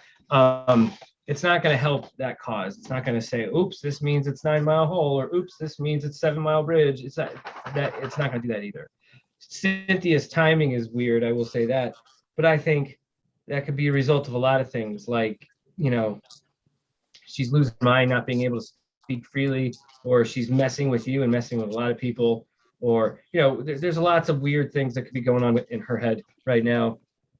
It seems like all these people have said, listen, they're using these NDAs like we have them under lock and key, and you know, we're chaining their mouths shut or something. It's not the case. So I don't know what's going on with them, but they definitely seem to be waking up right now, and they're all kind of waking up slowly. You know, Amy C's coming over back it though. Like, they already did filming. A lot of us are. They already You got are. I know people to you sign are. NDAs. And right. What sucks is, like, I already can tell the difference. Like, I don't want to be part of it anymore, honestly. Like, I don't care if Cynthia's blacklisting me from it. I just don't want to be a part of it. Like, I don't want to be a part of a team that doesn't tell you what the fuck's going on, lies to you, and does secret shit behind your back. Like, that's not fucking what I'm, like, about. I think it's stupid. Stupid. Wait, which mod in chat blocked Lulybell? One of your mods in chat silenced her, and then she came in her new account, T-Bell, and now she's like, you guys blocked me in comments. Well, I just know it wasn't me. I don't know who. It wasn't me either. It wasn't me. Okay, Ashley's back. I missed her saying back for a while. Good Lord. I've been neglecting chat, guys. Neglecting chat. I'm looking at chat right now. I'm like scanning through.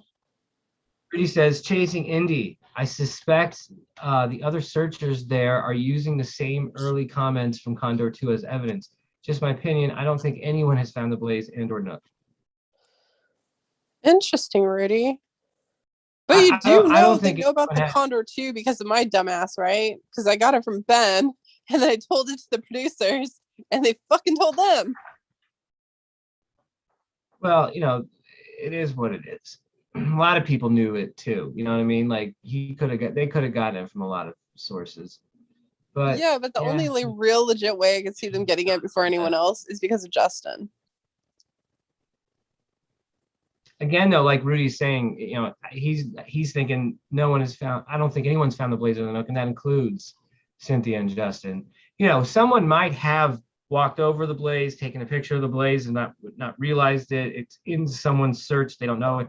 I think the larger point is we're never going to know if that was anyways. So that part is a little annoying, but that's kind of what forces some of us in the community to go, okay, well, we got to figure out a different way here to figure out what happened. And we're forced into different avenues to do that. And so I think that's kind of been a result of what's going on with no solution handed to us. Indy signed the NDA, and now the NDA peeps don't trust her. What? What does that even mean? Indy signed the NDA. Now the NDA peeps don't trust it. I mean, it's a good play on words, so it's funny to me. But I don't know why the NDA peeps wouldn't trust her, though. That's what I don't get. What does the NDA have to do with not being trusted? Is Indy's NDA just like above and beyond their lawyers? Is that what you're saying? Blaze is fine. Jack knows nothing. I mean, Jack might not know anything. Jack might know everything. Jack might know because he earned it. Jack might know because he was nudged. Ugh, so many opportunities, so many possibilities. And of course, everyone says, like, when we try to research and come up with like answers, they're like, it's just for clicks. I'm so sick of that shit. Like, I almost want to just like delete all my subscribers just so I could be like starting from square one and be like, I just want to talk about research. Fuck off.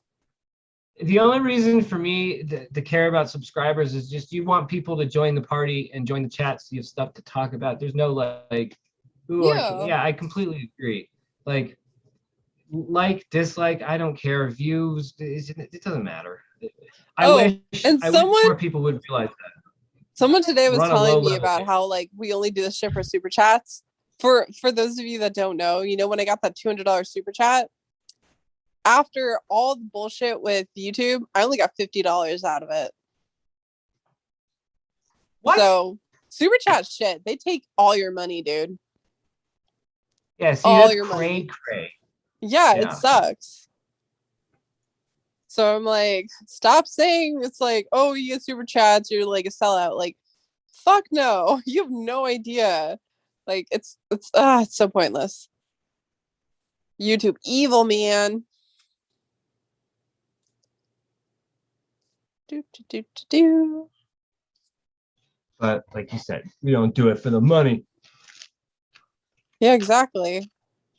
Just do it to kill time. Like, shit. Kill time. It's a hobby. You know, hopefully somebody else does a real treasure hunt like this one was.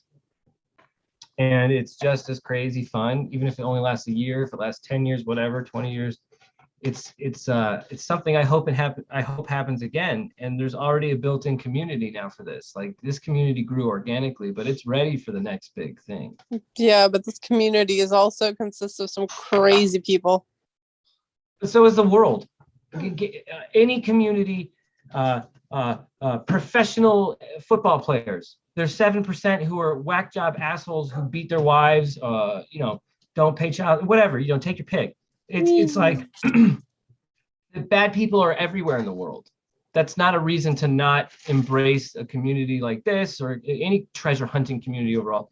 It gets a bad rap, and it's like, that's because things like History Channel will play, a treasure hunting special about the Lost Dutchman mine, and they'll show you a couple of guys who have been obsessed with this since they were 12, and they haven't just said.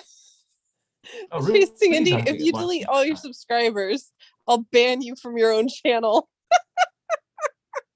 I mean, Alan's offering you a fair thing here. This is a way to really prove yourself, Indy. So funny. Rudy says he's launching a treasure hunt next year. Yeah, I saw that. I was Rudy, actually how much supposed is it to launch part 2 of my treasure hunt, and then I got sick with COVID, and now I'm like revisiting my ideas on what I want to do, because my freaking Salus Canis account was originally supposed to be for the treasure hunt, right? And then I kind of gave it away. So I was like, shit, I can't do that. I got to start over. But I want to like drop a really epic treasure hunt. But I'm looking forward to Rudy Green's. I think it's going to be cool. I would all do signs one, point to the 9 mile. I would only do it if I was doing like it's got to be like $1 million hunt to get me off the couch.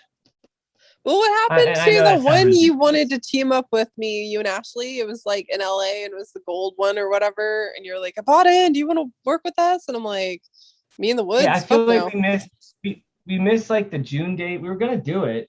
I think are they still doing that? Yeah, I gotta look into that. If there's that. Jason, anytime is a good time to talk Lost. What episode are you on, man? I'll extend the show for a little Lost talk. I'll keep the soccer game on muted. Why doesn't Jason just jump on here and talk to you about Lost instead of typing it in chat? Sometimes they don't like to hop on, Yeah, I didn't want to hop on, yet I did because you told me to. Up to 5 minutes. Oh, we did? What'd you say, Andy? Sorry, I was talking. Wait, what? Packer Jack says, Indy, still watching your channel from last night. Were they intimidating? I don't know what that word is. That Jack hooked up with Shannon and Forrest caught them on camera. Where do you people get this shit? You're worse than Davio right now. Like, when I was in Davio's chat the other night, I was writing in his chat, right? And he said it's like hard for him to read stuff. So he was like trying to read what I was saying, but he was totally misinterpreting like everything I was writing. Like, how do you guys do that? What? I never said It any happens of that so many shit. times. It baffles me. Oh, Simple, basic reading skills sometimes. But you know, I'm guilty of it too. Sometimes I glance over something and I'll think something, and like 10 minutes later, I'll go, that's ridiculous. What? And then I'll go back and I'll go, see, I didn't say that. Good thing I went back and checked. So it happens to the best of Jason us. says there's no link in chat.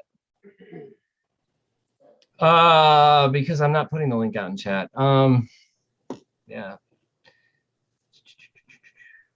Do you want me to message it to him? Yeah, can you? That's fine. Yes.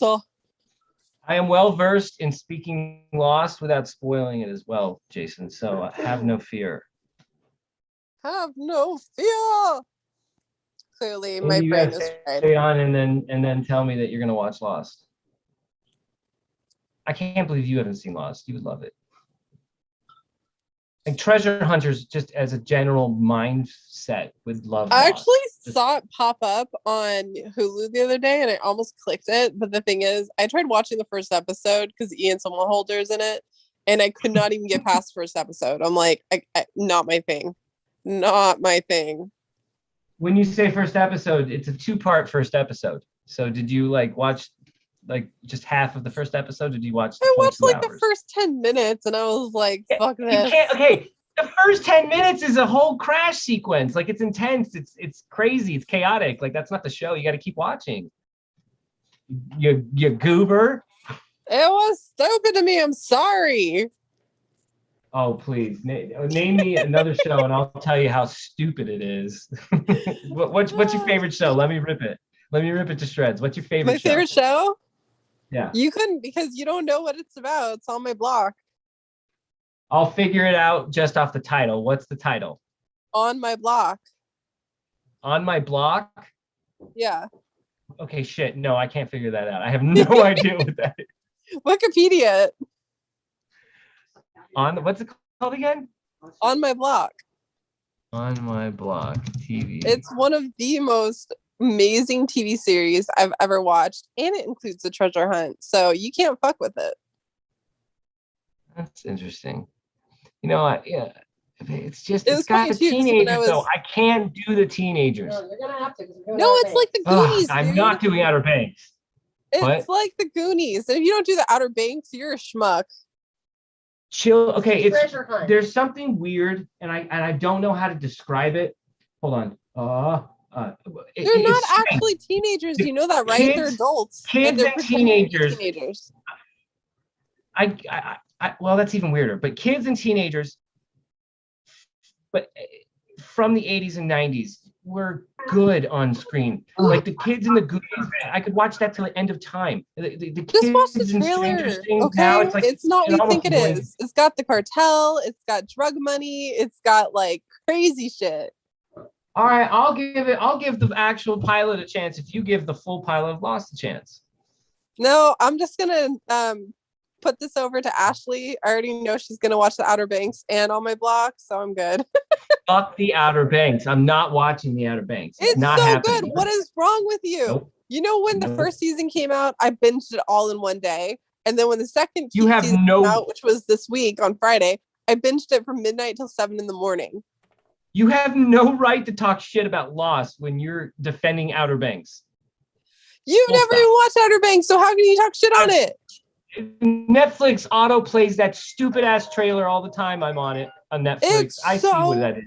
It's about the freaking what's that fucking shit called? Dawson's Creek in the 21st century. Come on, Jason. Am I wrong You here? just refer to fucking Outer Banks as Dawson's Creek in the 21st century? Ashley, smack him! Dawson's Creek. Ashley, smack him! I like Hold on, Dawson's I gotta see this go down on camera. Ashley, smack him! I like Dawson's Creek for a little bit. You Lost slap is him, fun. Ashley! Lost is- So, Jason, what's your impression of what episode are you up to now? So I can you hear me all right? Yeah, you're good. All right. No, I mean, I watched it a little bit when it first came out, and I totally was uninterested. I don't watch a lot of TV. Fair. I did like it. Now it's just like reading The Thrill of the Chase, right? If you would have never known there's a treasure hunt and you just read a memoir, you would read it differently than knowing that there's a treasure hidden inside, right? So Right. now after our conversation, you know, I was actually put the thinking cap on and just started from scratch and watched it. And the scary thing was right at the beginning, man. And you said that you've analyzed the whole show, right? So like right at the beginning when it says lost and the way the letters come up, if you can imagine a 5-year-old reading it when it says lost, it's like low ST, lowest. So I knew that it was going to be in the lowest depth right away. Interesting. And the funny I would say your mind is in the right place for Lost. And the funny thing is, for it to say lowest to lost, what's it missing? W-E. What are you? Well, you guys are cracked. It's there's going to be a phrase. I don't know if it's already been said, but it's going to be said soon, and it plays into the we idea as a meta for the whole season. Yeah. So and I've always was a fan of Ethan. the weird guy that was just out in the middle of nowhere for no reason and nobody can remember his name. Like so you remember some shit about the show. So well, I'm up to episode, I think I'm still on the first season. I was at 5 the other day and I watched like 2 or 3 last night. There's 22 or 23 episodes in the season, but you got to remember they're 42-minute episodes. They're not an hour long. It flies by.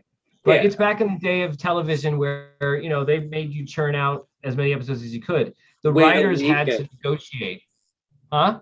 Well, and so I have a hard time watching a lot of series is because you could tell when they change writers. Can I change my answer, Ben?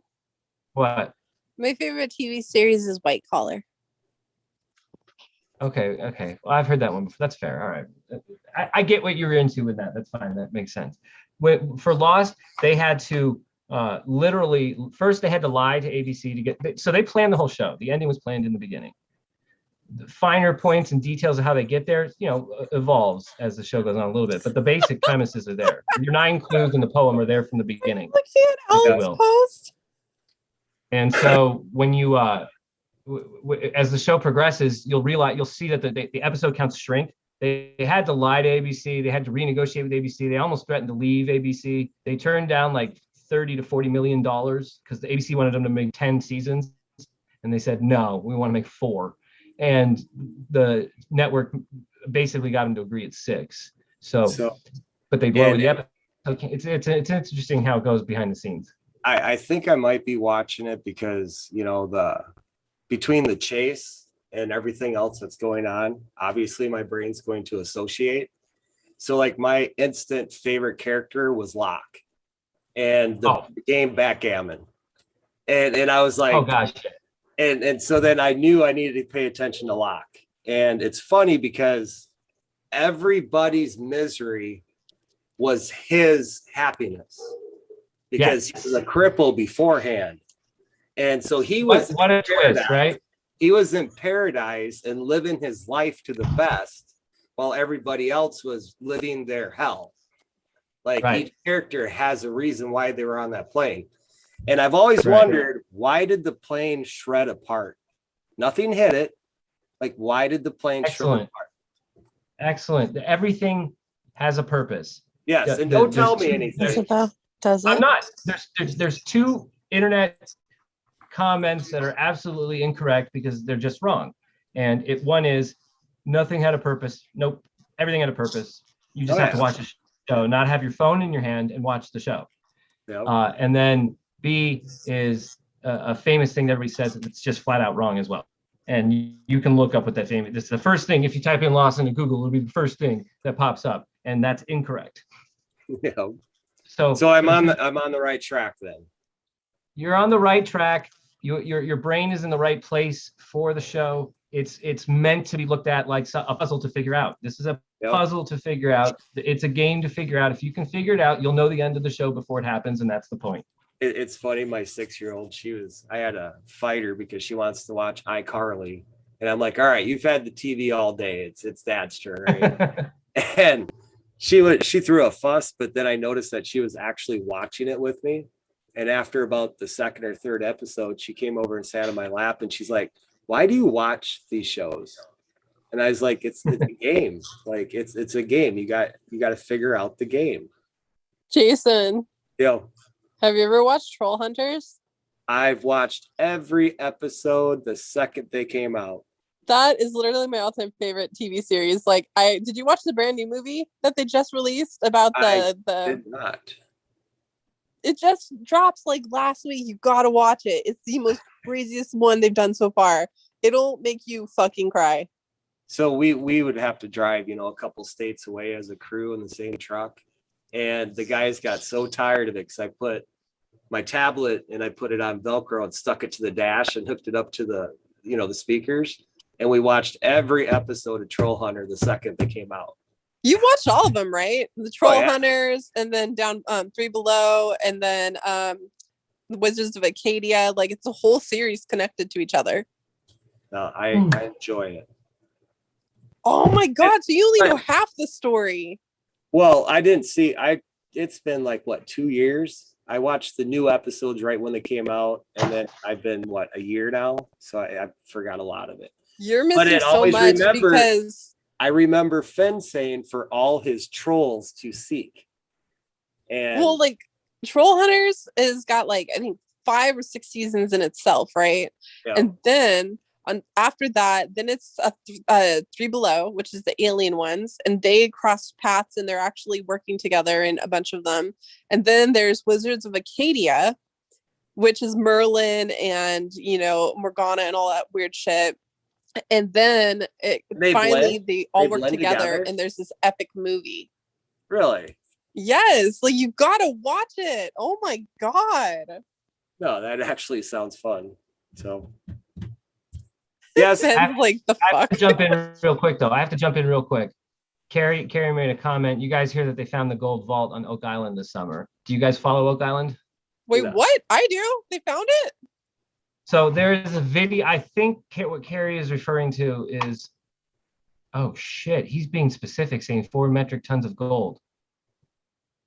Wait, did it fucking leak? Did it actually happen?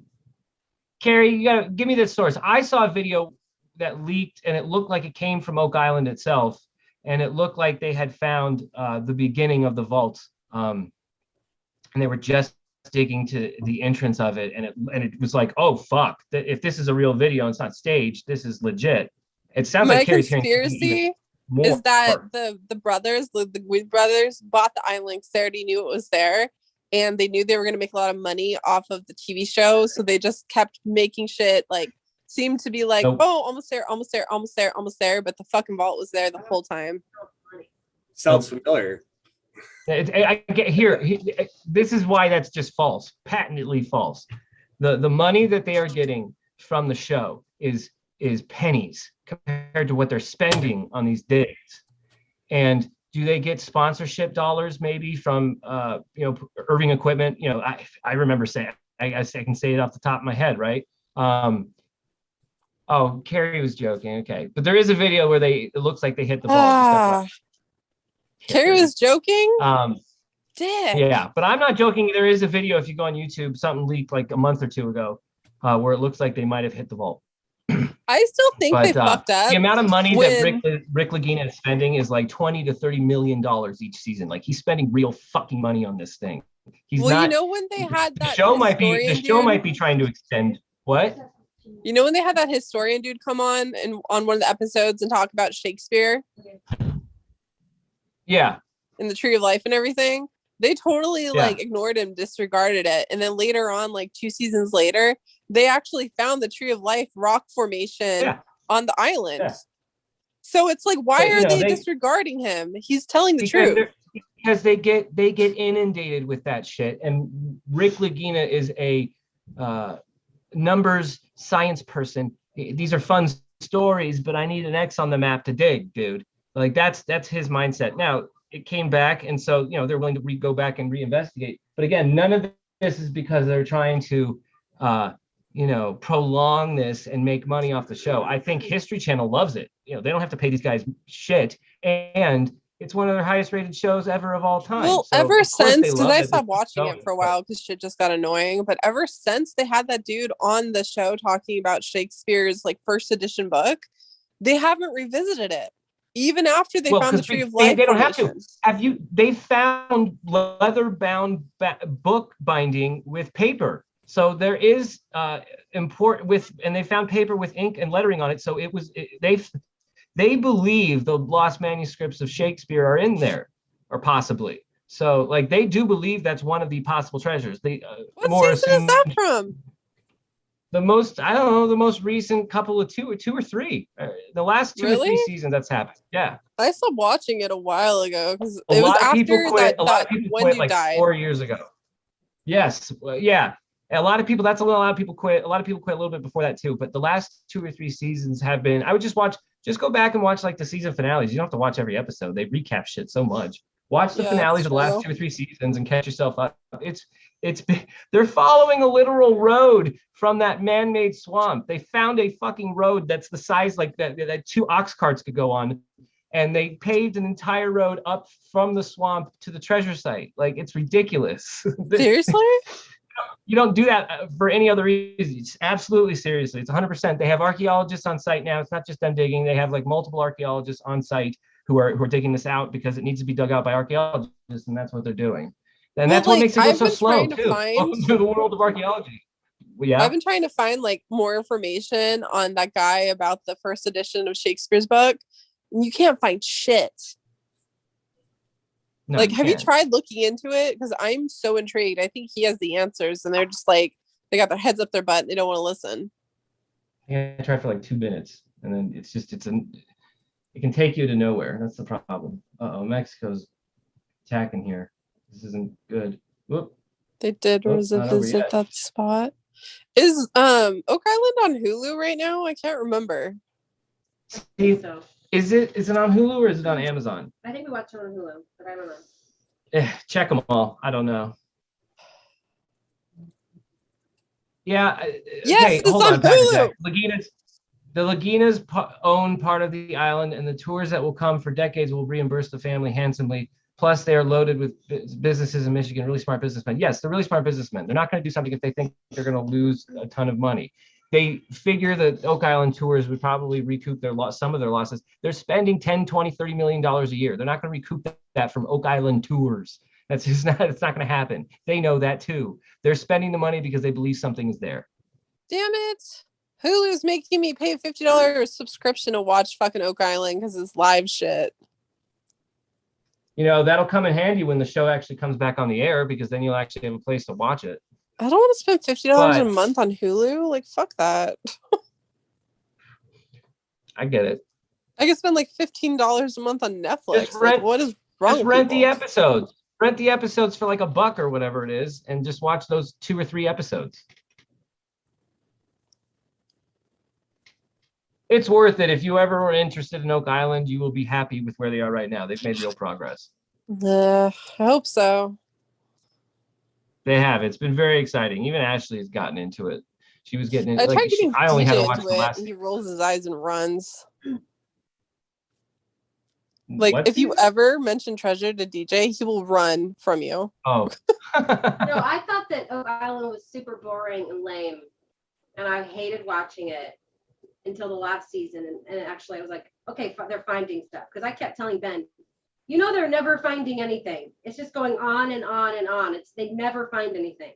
But this last season was really good. But they do, though, along the way. They found human bone from at least 3 different people next to chains, and what we think might have been the entrance to the vault were 2 different bones, one of Middle Eastern descent, one of European descent from the 1400s. How did those human bones end up in a spot where we think there's a treasure vault that no one believes in, right?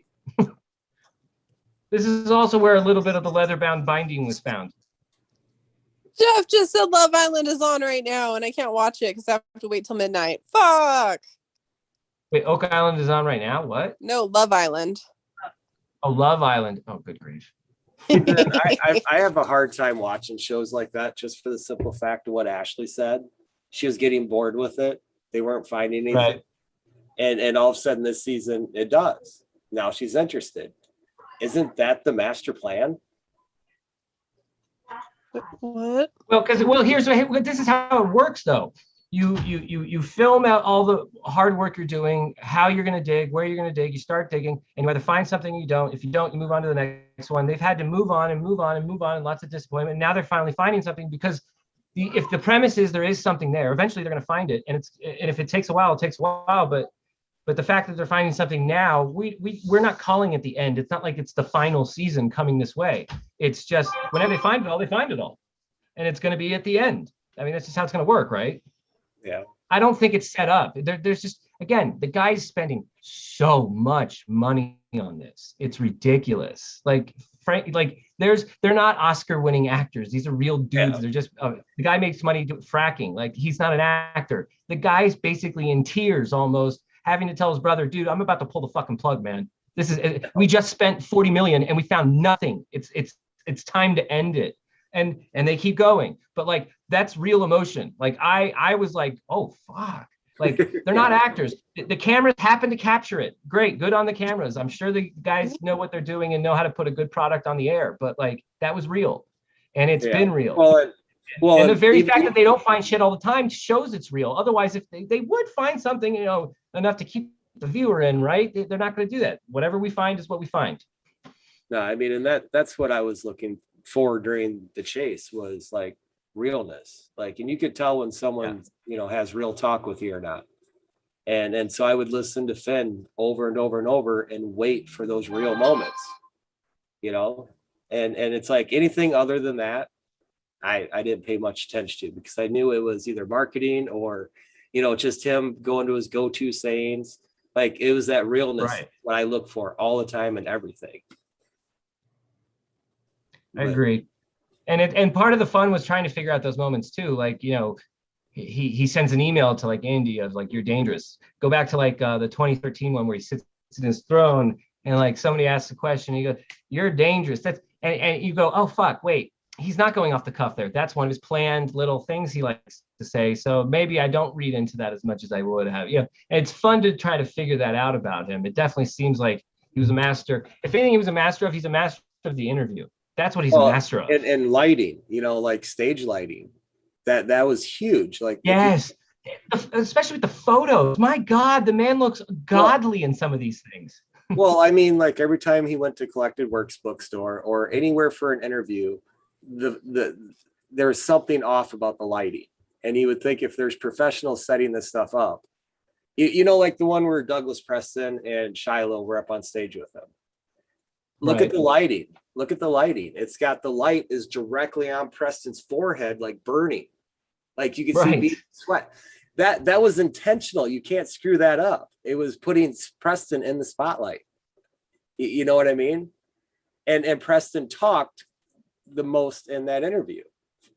And I feel as though the lighting was a point to, well, I mean, I could open my garage now, this has to be lit up. It goes back to Locked. Right. It's backgammon, the dark and the light. Yes. I'm still trying to find the Curse of Oak Island. I don't want to download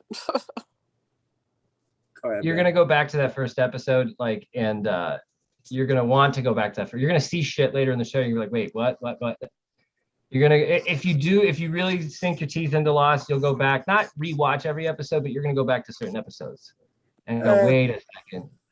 DJ has Jungle Cruise. I really want to watch that one right now. With The Rock? Yes. It just dropped on Disney Plus. I can't believe they figured out a way to market that stupid ride at Disney. I know it was like its own movie. You know what? It involves treasure. Does it involve treasure and it involves The Rock? Ah, fuck it, I'm in. I know, and it has freaking Emily Blunt. So I'm like, yes, please. Maybe we'll watch that. That's good. Well, he downloaded it, but you could buy it on Disney Plus right now for like $30. Oh yeah, it's one of those. I still prefer that to go to the movie theater, unless it's a movie theater kind of movie. Oh my God, he missed. How did he miss that? Oh my God, Ariel, you suck. We broke Ben. I've been saying Paul Ariel has sucked for so long. God bless it. Anywho, we got anything else we want to say before K-Pro show tomorrow and watch what happens? Oh yeah, you're like bouncing off, huh? I was gonna say, I'm gonna watch the game. did Ash want to ask me how it is being trapped in a house full of women? Yeah, you want to talk about living with women, babe? I'll watch some of the game. Yeah, there you go. Oh my God. Jason? I got 4 Four? girls. I think you might have it. Don't tell me it's not the best. And I think my oldest is 22 and my youngest is 6. Ooh. So it's Our youngest is, yeah. So what do you have then? 6, 9? What are the ages? Oh, it goes 6, 14, 15, and 22. Wow. Hey, you know how you guys are obsessed with the TV series Lost? Yeah. There was just a post right now. It says Netflix announces Lost style mystery period drama 1899. You might want to look that up. Announces, like, is it gonna be put on the air soon, or is this like a show they're making now? Let me click the link. It's called 1899. It's British. But it's Netflix, and let me see when it's gonna drop. New international period drama 1899 has begun filming in Germany. Oh. Unraveling the stories of its multi-character cast in the vein of Lost, the upcoming mystery series comes from the creator's Netflix award-winning German series Dark. 1899 will follow the mysterious circumstances around the voyage of an immigrant ship from Europe to New York at the end of the 19th century. Watch an atmospheric teaser for a taste of what to expect. Interesting. I liked Dark. I just can't do the subtitles. Those were rough for me because I couldn't watch while I was folding laundry. So yes, actually, I'm used to drama. I found the synopsis. So the passengers of all different backgrounds and nationalities are united by their hopes and dreams for a new century and their future abroad. When they discover a second ship adrift on the open sea, they had gone missing for months. Their journey takes an unexpected turn. What they find on board will turn their passage to the promised land into a nightmare-like riddle, connecting each of the passengers' past through a web of secrets. Oh yeah, this sounds amazing. I love riddles. 8-part drama. So my girls just ordered a bunch of beads from Walmart, and Maya asked me if I could give her the top to my soda because she's putting it on a necklace, like a Outer Banks. It's like an Outer Banks. Oh, she's doing the necklace. Yeah, I know what you're talking about. And she's so funny because she was like, this is, all the guys like this hot girl in Outer Banks because of her upper lip, and it looks like this. And it looks like her lip was glued and like she's being, a salty brat about it. But it's funny. It's just, Jason, it's girls. You gotta watch that series, Ashley, and you'll see Sarah's not a princess. She's like a fucking queen and she handles her shit. And if I was in her situation, I would not be able to survive. Yeah, I'll watch. I'll make Ben watch. He makes me watch stuff all the time. We gotta draw the line somewhere, sweetheart.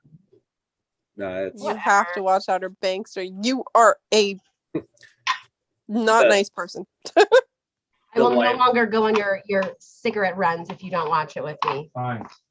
The wife got frustrated with me because I told her that she has to do the disciplining. Like if we have boys, obviously I could discipline, but you discipline them different. Like girls, you have to talk down. Boys, you just say shut up. You know what I mean?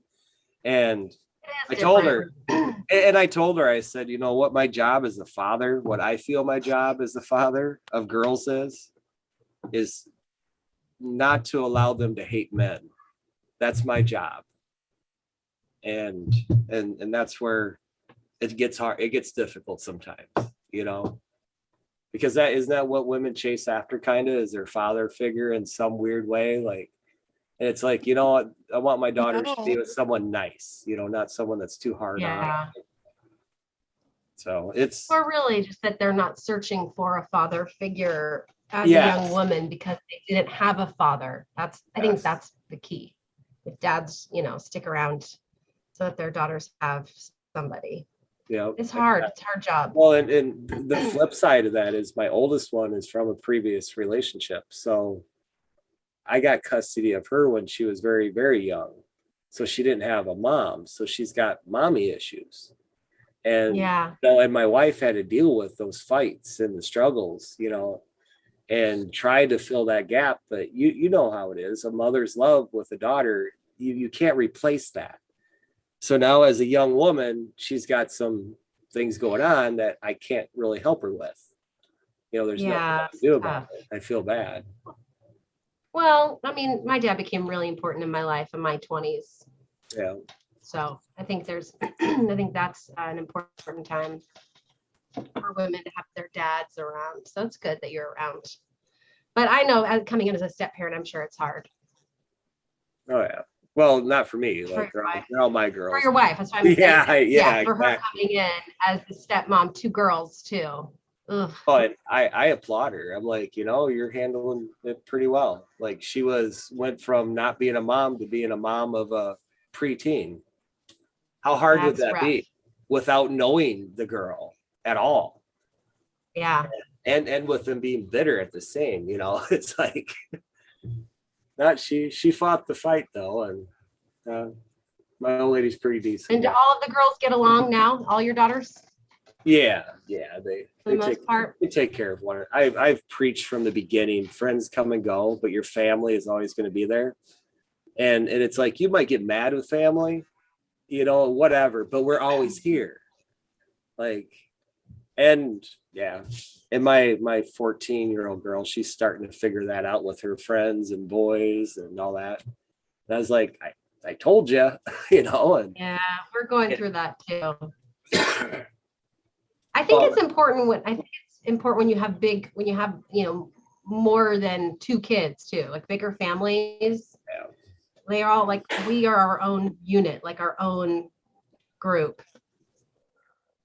Yeah. It's hard to break into that too when you have siblings that are such good friends to you, and then you will go make friends, and then friends aren't like your sisters that always still love you. So, but I tell my girls that too, that they're a team. They fight like crazy. Ask Fenn. The girls, everybody fights in this house, but like scream horrible things to each other. The girls are awful. Like, I think if someone said that to me, I would cry, But it's the depth of the conversation that counts, right? Mm-hmm. I mean, so like if it comes out screaming horrible things, as long as they take that plunge together in that back and forth, and you see what I mean, though. It's and they get through it. So I don't know how to do family. that. I don't know how to have depth in conversation because I've had to run crews of guys, and I'm not going to sit there and talk with them all day. So I'm just like, do this, do that, and then I come home and it's like, oh my God, a whole nother world. It's like these kids just want to talk forever about something, and I feel obligated to respond. It's like, especially girls. There is so much talking, and it always seems like it's, at the most inconvenient time for me. I mean, it's like I'm getting ready to go to bed, or I'm in a movie theater, and then I have this text thread, and it's like life, is ending. It's a crisis. We need to talk right now, and then I'll just look over and be like, what's going on? You're like this on your phone. I'm like, oh, I'm in the middle of a life-altering conversation with a teenager. Give me 5 minutes. That's the one thing about the chase that I'm not happy with, is that I've been into it for a while, and all the time I spent doing that was taken away from them. And it's like, I'd say within the last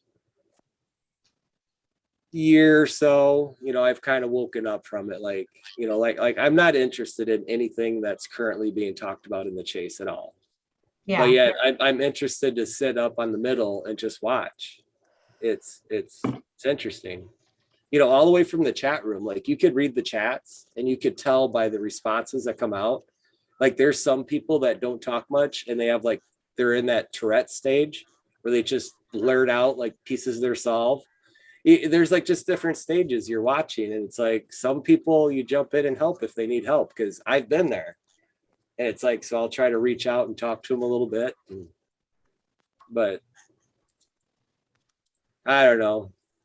It seems like this place is not that fun of a place anymore, to be honest with you, Ashley. And you and Ben, Well, you guys brought some fun back, so thank you.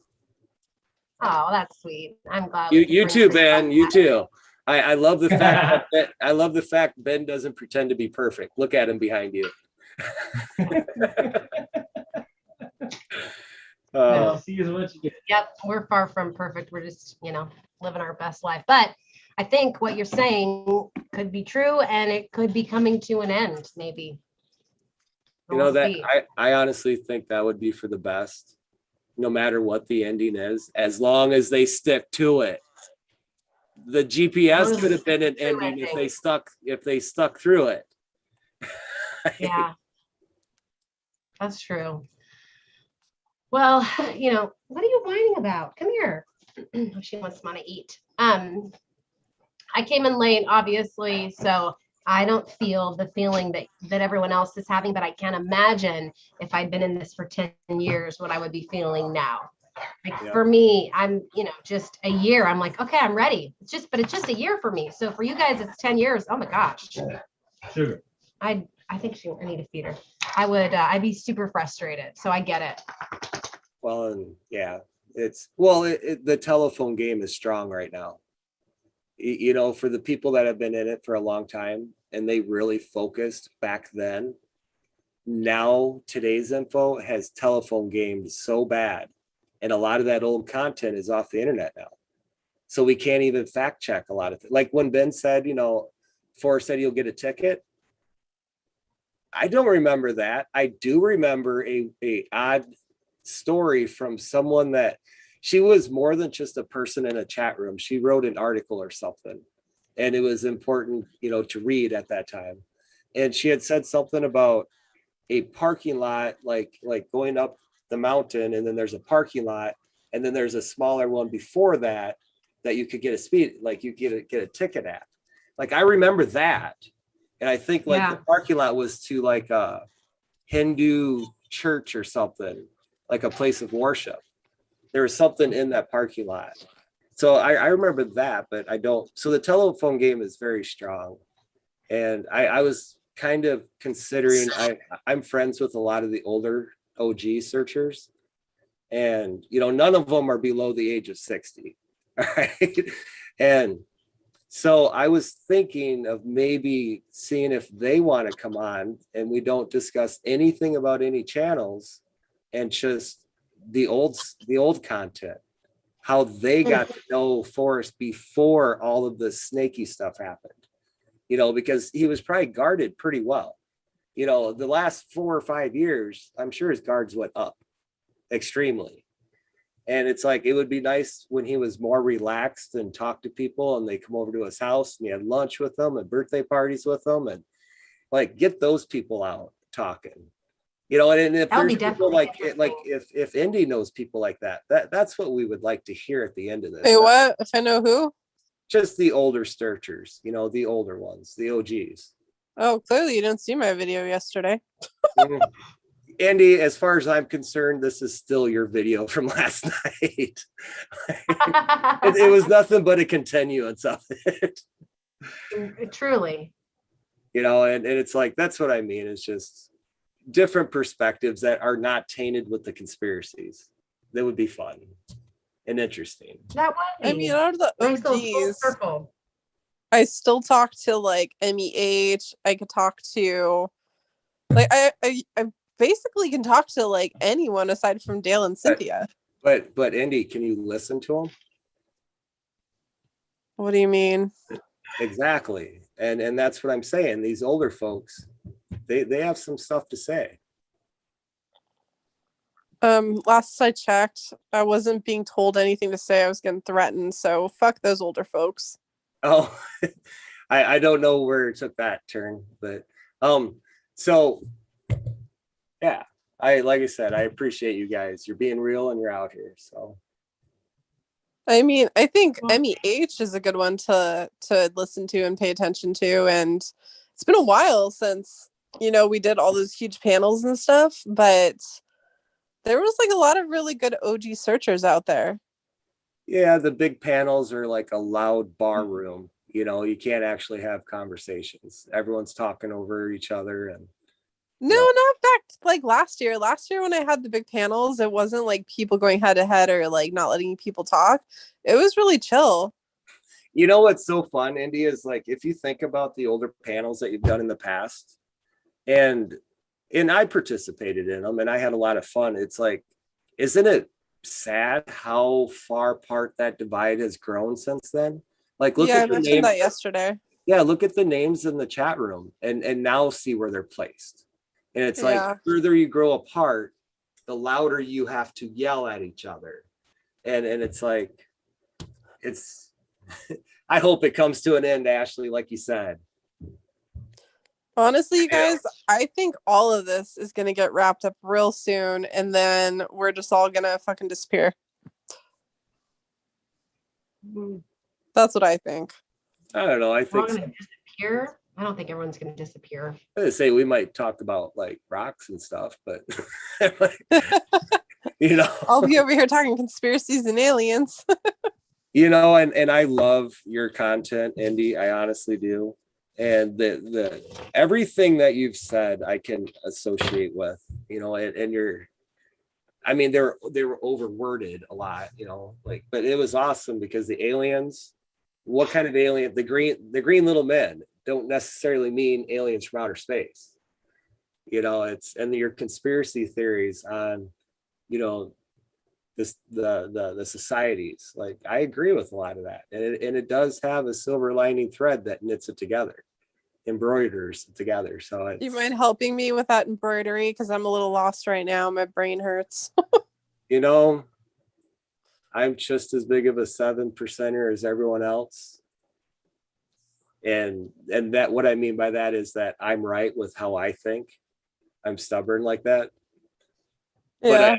But yeah, it just, I don't know if I could help anybody. You know what I mean? Because I worked hard for it. I mean, there at least 7 years. There was a lot of effort put into my thoughts, and it's hard to team up with somebody. Especially somebody that's virtual. But I do like your garden. I love the garden side of it. There's so many things that you've touched point on that I can agree with, and there is a thread that connects them. Well, I want to actually like backtrack on that garden shit, because I've seen Greg's post. He's like talking about Assolve having the garden, and I'm like, oh hell no. So let me retract that comment. But no, why would you do that? Because for Greg, you know what I think? I think Greg might have found a map that we should have found when we're in Santa Fe. He never got past it. He got stuck in that map. Maybe that property actually is a smaller version of the chase, of the actual garden, and that was a good map.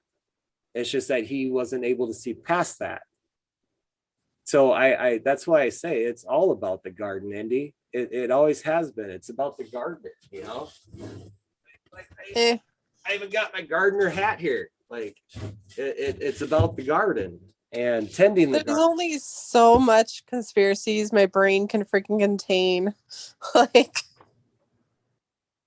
then you fall into like, what kind of society could hide this information? It's got to be pretty far up there for this to be. But it's getting to the point where it's like on the border of, oh, this is interesting. They're like group of people that respect the dead and everything, too.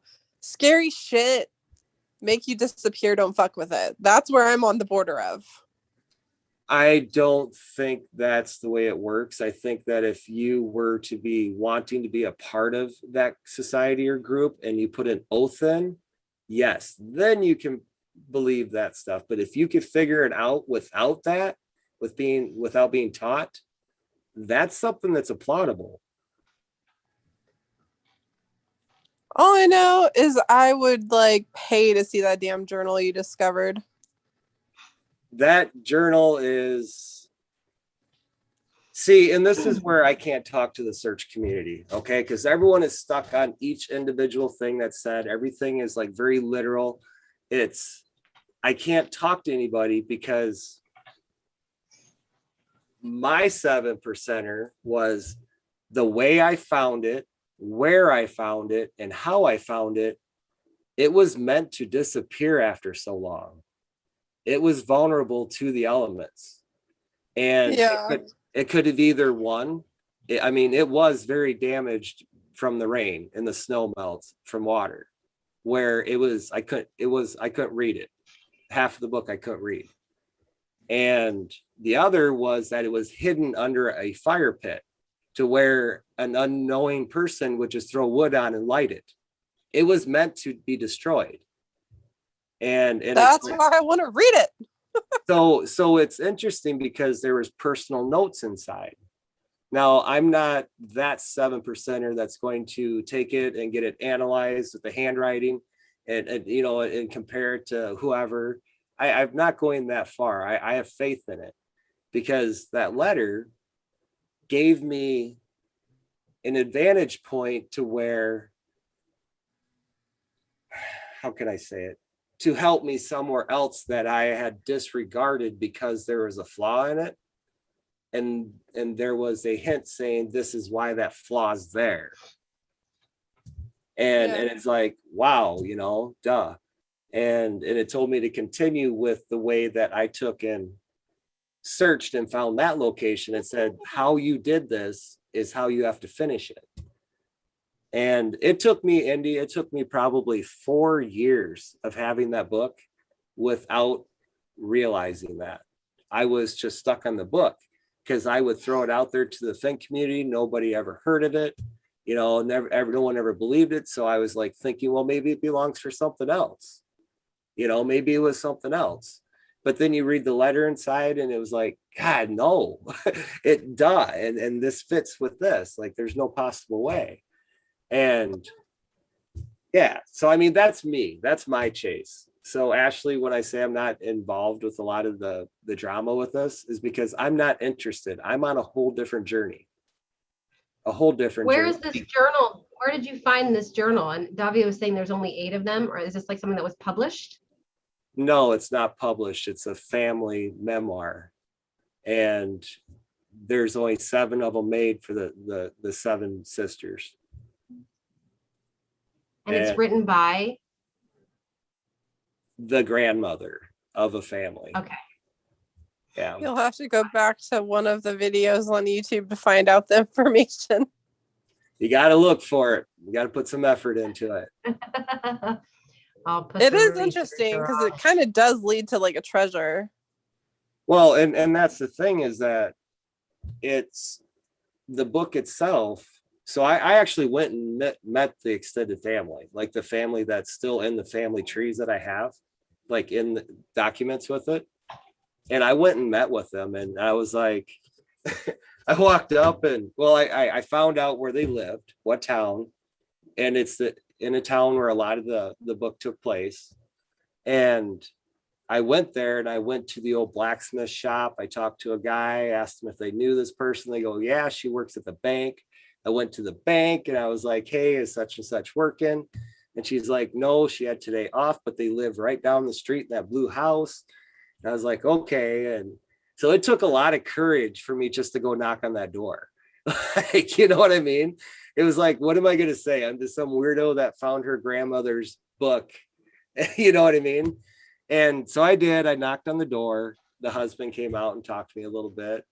And I showed him, what was going on. And he's like, well, wait a minute. And he went and got his wife, and the wife came out and she was kind of nervous and she saw the book. She's like, where did you get that? And I was vague with it at first. I'm like, well, I was doing this treasure hunt type thing and the clues led me to this. And that I was going to put it back. And then I saw the letter inside and she's like, let me see it. And she opened it up and she said, oh my God, that's my grandma's original. Like the other ones were the copies that went to the kids. And she goes, I'm really interested in where you got this and how you did it. And I told her, I said, you know, hey, you could have this back. And she said, no, Jason, you earned that. And that's about, it's weird. I'm sorry. But the good thing is that she pulled her copy of it out, and I was able to take a bunch of pictures of the damaged pages that I had. So the only thing that's missing is the first 4 pages of handwritten notes, because it all washed away. And that's intriguing. And well, that's why I mean, the book was meant to self-destruct. It was either going to be eaten up by the water, or someone was going to light a fire on it. And it's funny because I was talking to the ladies and I asked about a character in the book, and they said, yes, that was my mother's first cousin. And it was a famous outlaw. And she said that even the book itself, with the stories that are within the book, that alone could be in a museum, you know, like if those stories got out. And it's funny because we were talking and I knew more about her grandma than she did, because she never read the book. She just got it handed to her, put it in the shelf, you know. Wow. And so, you know, I'm still friends with them. Like, yeah. And you found that by searching for the treasure? That's where the clues led you? Yeah. Interesting.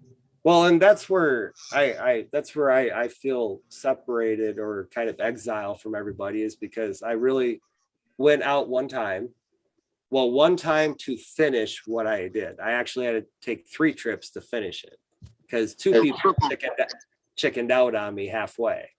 So then I went the 3rd time by myself and just went and did it. But it was interesting because I'm in my garage in Iowa. I'm reading a memoir to find a treasure chest. I go out into the world and I find a treasure chest a memoir named The Treasure Chest. Like, I was reading a memoir to find it, and then I find, because the book title is The Treasure Chest. And maybe that like, was your treasure that you were meant to find. That was a treasure search just for you. You are so smart, because yes, that's exactly what it is. Because I went through some spiritual stuff before I went on that mountain, and there was a voice in my head that was not mine, and it told me to leave something behind. And I went up there very vulnerable, so my state of mind was on edge, vulnerable to anything and everything. And I don't think I would have found it if I would have been carrying my gun, or if I would have had some sort of protection. I would have had a false confidence. And I think if I would have been in that state of mind, none of that would have happened. So I love that you brought that up. That's exactly right. So yeah, I really believe in that kind of stuff. You know, and but yet, that's why I preach to everybody, like, if you had a solve and then you found out that it's over, and then you just picked up and went home. So, I mean, you weren't really out there to enjoy the beauty and experience what the purpose was. You were there for a purpose.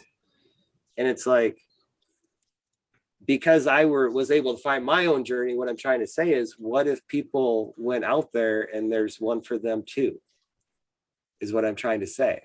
So like, don't, there's one treasure to find, an actual treasure chest, but there's multiple treasures for each person to find by just going on a search, taking their family or by themselves or whatever it is. It's a spiritual journey. It's just a family journey, whatever, that you have your own. Everybody that goes boots on the ground has these incredible stories and memories, and that's kind of the treasure.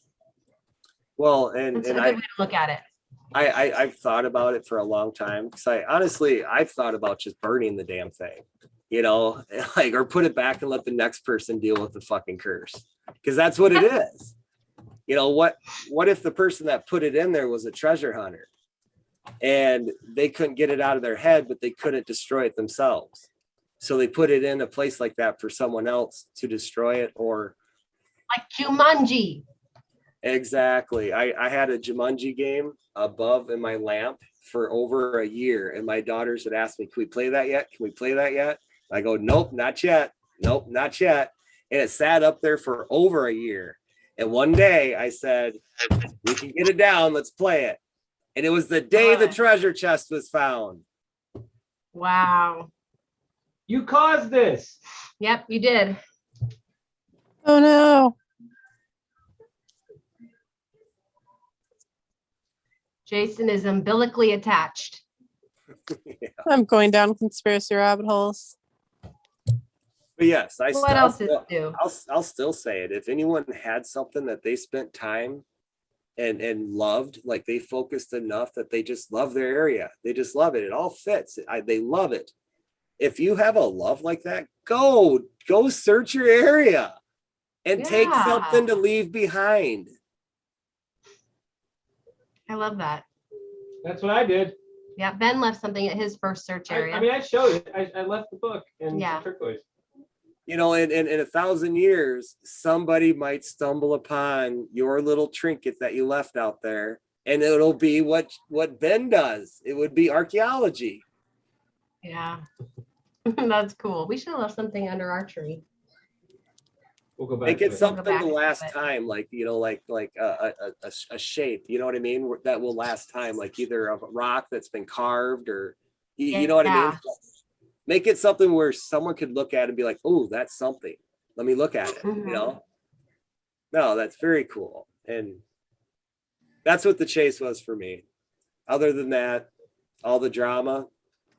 If this world worked off of being friends with people that your friends approve of, none of us would be friends eventually. Yeah. So it's like, I have to stick with and preach to my kids.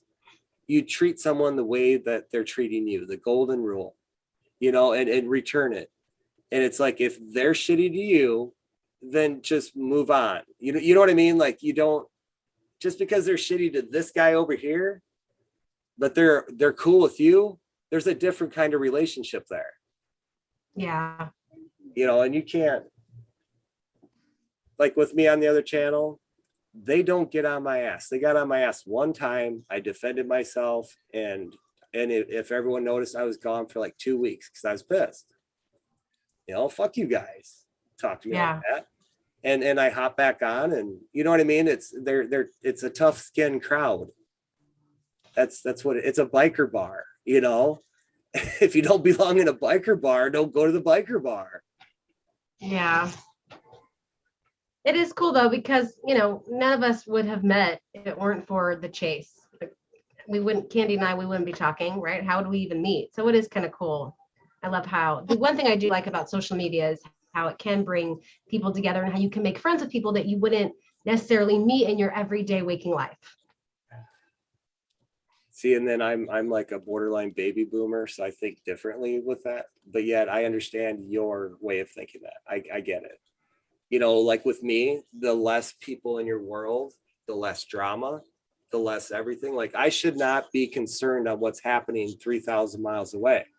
That shouldn't be on my face, you know, in my face all the time. If I were to worry about what's in front of me, and everyone else could only worry about what's in front of them, we would be a lot better off than we are now, because they're worrying about just. Well, I do believe people should spend more time worrying about their own things than other people's things, and everyone would be a lot happier. I mean, myself included. I have things I need to be doing, but instead I'm looking up articles about Britney Spears and whether or not she needs to be free. Like, that's important at all, but I do. Because it distracts me from the laundry and dishes that I have to do. That's not fun. So disgusting. I get it. Okay. So I don't think it's toxic. I think it's like as toxic as the low candlelit soap operas that we used to watch, or our parents watched. You know, I mean, just that addiction to being entertained is like, so there's no way getting around it, right? I mean, you can become Amish if you want. True. But you know, deal with it. What we have. Yeah. So if you can have a balance, and I enjoy the fact that the stuff that I watch, my celebrities, I can communicate with them. I think that's awesome. Yeah.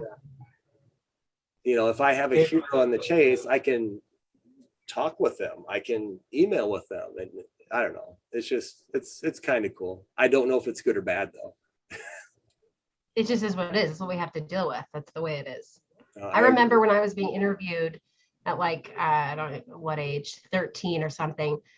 I had a big website. And so they were asking me, what is it like growing up with the computer in your room? Because I had a computer in my bedroom from the time I was 8, like a little Apple.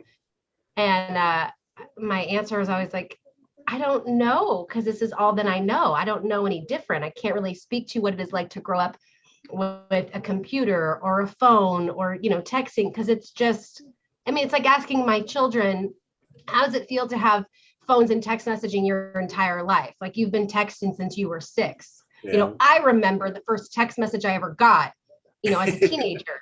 I was like, what the hell is this? Who is like, I don't even remember when you had to you had like the Nokia and you had to press each button 3 times. T9. The T9. You had to go, you'd press like you'd be like the T, and you would like press it to get the. I rocked T9. I was that guy that would say, hey, can I borrow your phone? And then I would put a higher score than you on Snake.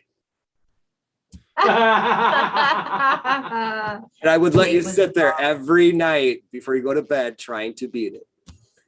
That would ruin me. I would obsess so much free time to destroy that high score, and especially if it's if I can't beat it. Oh God, I would never quit. Just get rid of the phone, start over. I have to at some point. The device on the bed seems to be an optical illusion. What device are you talking about? What are you talking about? I got remotes. I'm the device. Oh, you're the device? That's the washing machine. No, Ben doesn't know what a washing machine is. You got to turn the knob. He doesn't know how to work it. I've said this before, but my daughters and the wife. So when we moved into this house, we had our starter house in town, and then we got our forever house, and they were all, I don't know, how do you want to say this, but like the dishwasher was there, and it was a used house, like we're second owners on it. And I told them the dishwasher's broke because I wanted them to wash dishes. And I wanted my little girls to learn how to wash dishes and take care of themselves and, and possibly be a good wife someday. Like not, and that's so bad for me to say, because everyone takes it to like, but no, it's a common respect. Go do laundry. If she gets you fucking beer, go do laundry. It's that fucking simple, right? And so we went like 2 years in the house, and my wife is like, when are we going to get this damn thing fixed? You even convinced your wife it was broken? She didn't even try it? Wow. And I just went over and turned it on. I said, I guess it's fixed. And she fucking hit me so hard. I would have been so pissed. Like, that's a lot. Listen, I'm telling you what, that's a lot of freaking kids to not have a dishwasher. I lived in a house in Florida that I rented that the owners had taken out the dishwasher to put in a wine fridge.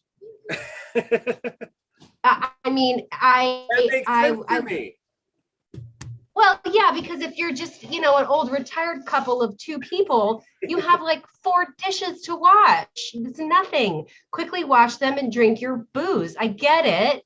But when you have 5 kids, no, I could watch I would watch whole TV series. I watch a whole episode of Breaking Bad, like on my phone with my headphones and doing dishes. So no, hell no. You know how when my kids go to my mom's house, when my kids go stay with my mom for the weekend, or when we were camping, she had the littles for the week. After the kids left, she has to go to the laundromat. She's like, I went to the laundromat and just sat there for 4 hours to do all the laundry to get caught up from just having your children here. So yeah. If I had it my way, my forever house, I would have 2 washing machines and 2 dryers in my laundry room. That's how I would knock down laundry in this house. But I will say the teenagers are now doing their own laundry. Good. My oldest 2 are doing their own. So that helps. And then pretty soon my 11-year-old will start. I'm assuming I'll get her doing her laundry. I just can barely get her to keep her room clean at this point. So one thing at a time. Yeah. But that helps a little bit. I think I see the wife and she's doing the kids' laundry all the time. And and of course I bitch because she don't touch mine at all. Won't touch it. Refuses to touch my laundry. And it's like, it took me a while, but I get it. She's doing laundry all day, every day with the damn kids. Like, Jason, do your own shit. Like, okay, but when I'm gone for a week and you want to do something Saturday and you see a pile of dirty clothes and know I won't have nothing to washed, you could be nice, you know, sometimes in situations. And I will say, Ben doesn't complain about anything. That's why I don't care, because you know there's certain things I think you come in and say like, I don't do this, I do this.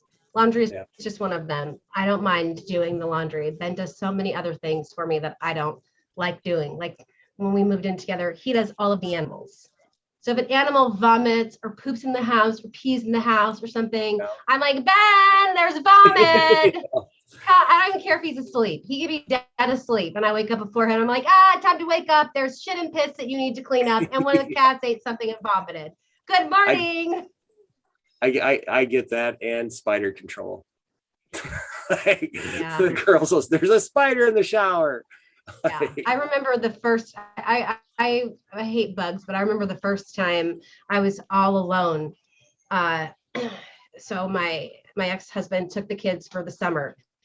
For like 6 weeks, and I was all by myself. And I remember just being like, okay, after I got over the fact that I didn't have my kids, which was very difficult for me because I was, stay-at-home mom, and I used to be with them every single day. So I was really upset when they were gone because I missed them. But after I got over that, I'm like, all right, I got to embrace this time alone. I'm going to do all the things I don't get to do when there are 5 kids here. So I like took a shower, and I was like, I'm just going to no one's here.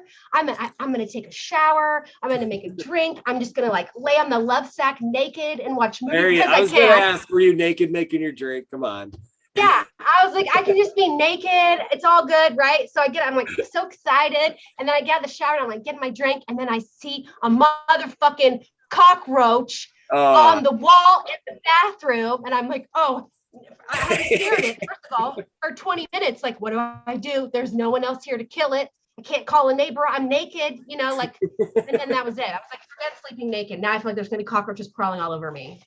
But that was when I had to like woman up. I had to be like, all right, there's nobody here to kill this cockroach but me. It's you and me, cockroach. Ooh, so I did what any woman would do. And I took one of my ex-husband's shoes and I killed that fucker. Yeah. Nice. So yeah. Well, congratulations. Thank you. I feel so grown now. Liberated. Such an adult. But anyway, that's all. Well, it's very interesting hearing about your kids and your family and your treasure story. I love that story. Yeah. It's a great story. I'm glad I got to hear it. Well, and it led me down so much, like I that's when I knew I was screwed. Like screwed. I'm hooked now. What the fuck? Yeah. Like before, my mentality is I would have gotten caught up on it. I would have went to found it, did my drive of shame, went on with life. I would have been happy with at least I participated, and I would, I'm good. But nope, I had to find that fucking book. It set the hook, and it's like I'm not saying that I'm, flopping around or anything, but yeah, it's been interesting. Just waiting for whatever to reel me in. Like it's letting me go on with life, I don't know if you fish, but you can put your drag on and just let the fish not know that they're caught. And then you can follow them back to the hole that they came from if they were in the stream feeding. And then you just hit that hole. Well, that's what I feel like. They just set the drag and let me go. And it's like one of these days I'm going to feel a yank and then I know I'm fucked. But yeah. Yeah, I knew I was in trouble when I started having dreams about Forrest Fenn. I was falling asleep. Were you liberated? In the dreams, were you liberated? Oh man, I was in the dream I was like, I'm here for it. Yeah. I was like super excited. And then I woke up and I was like, it's real, it's happened. It's just it's seeped into the very back corners of my brain. And now when I am asleep and at rest, my mind is trying to make sense of it. That's how I knew I was hooked. All right. So when I say I'm putting my thinking cap on, that obviously means something else, right? So with this stupid loss thing, Ben, I'll be honest, it takes a lot for me to sit through the shows. I'm sorry. I mean, I love the game of it. I love the catch of it, but I have ADHD. So I'm like thinking of so many things at once. So that's where I have to put the thinking cap on and try to get tunnel vision and actually pay attention. And I think I just lost where I was going. Oh, no. You were talking about listening to the forest stuff and then falling asleep to it at night and you hear everybody's voices. And then you said that you had a dream about Fenn, right? So this is no shit. So like the second night of my watching, and I wait for the kids to go to bed, and I've got quiet time. They turn the light off, just chill in the recliner and feel the room, right? And so I was sitting there and I fell asleep. And I fell asleep with it still playing, and it would do like 3 episodes. And I woke up from having the worst. So I've had bad dreams, but I know how I think. You know what I mean? I know what I feel is acceptable. I know how, where my mind can go. Well, that dream had opened up something that I personally would not agree with, that I would not have been perceptible to. And I was like, what made me have that dream? Because I'm 45 years old, I know my dreams and I know how wacky some can be. You know what I mean? Like that put a thought in my head that was not mine.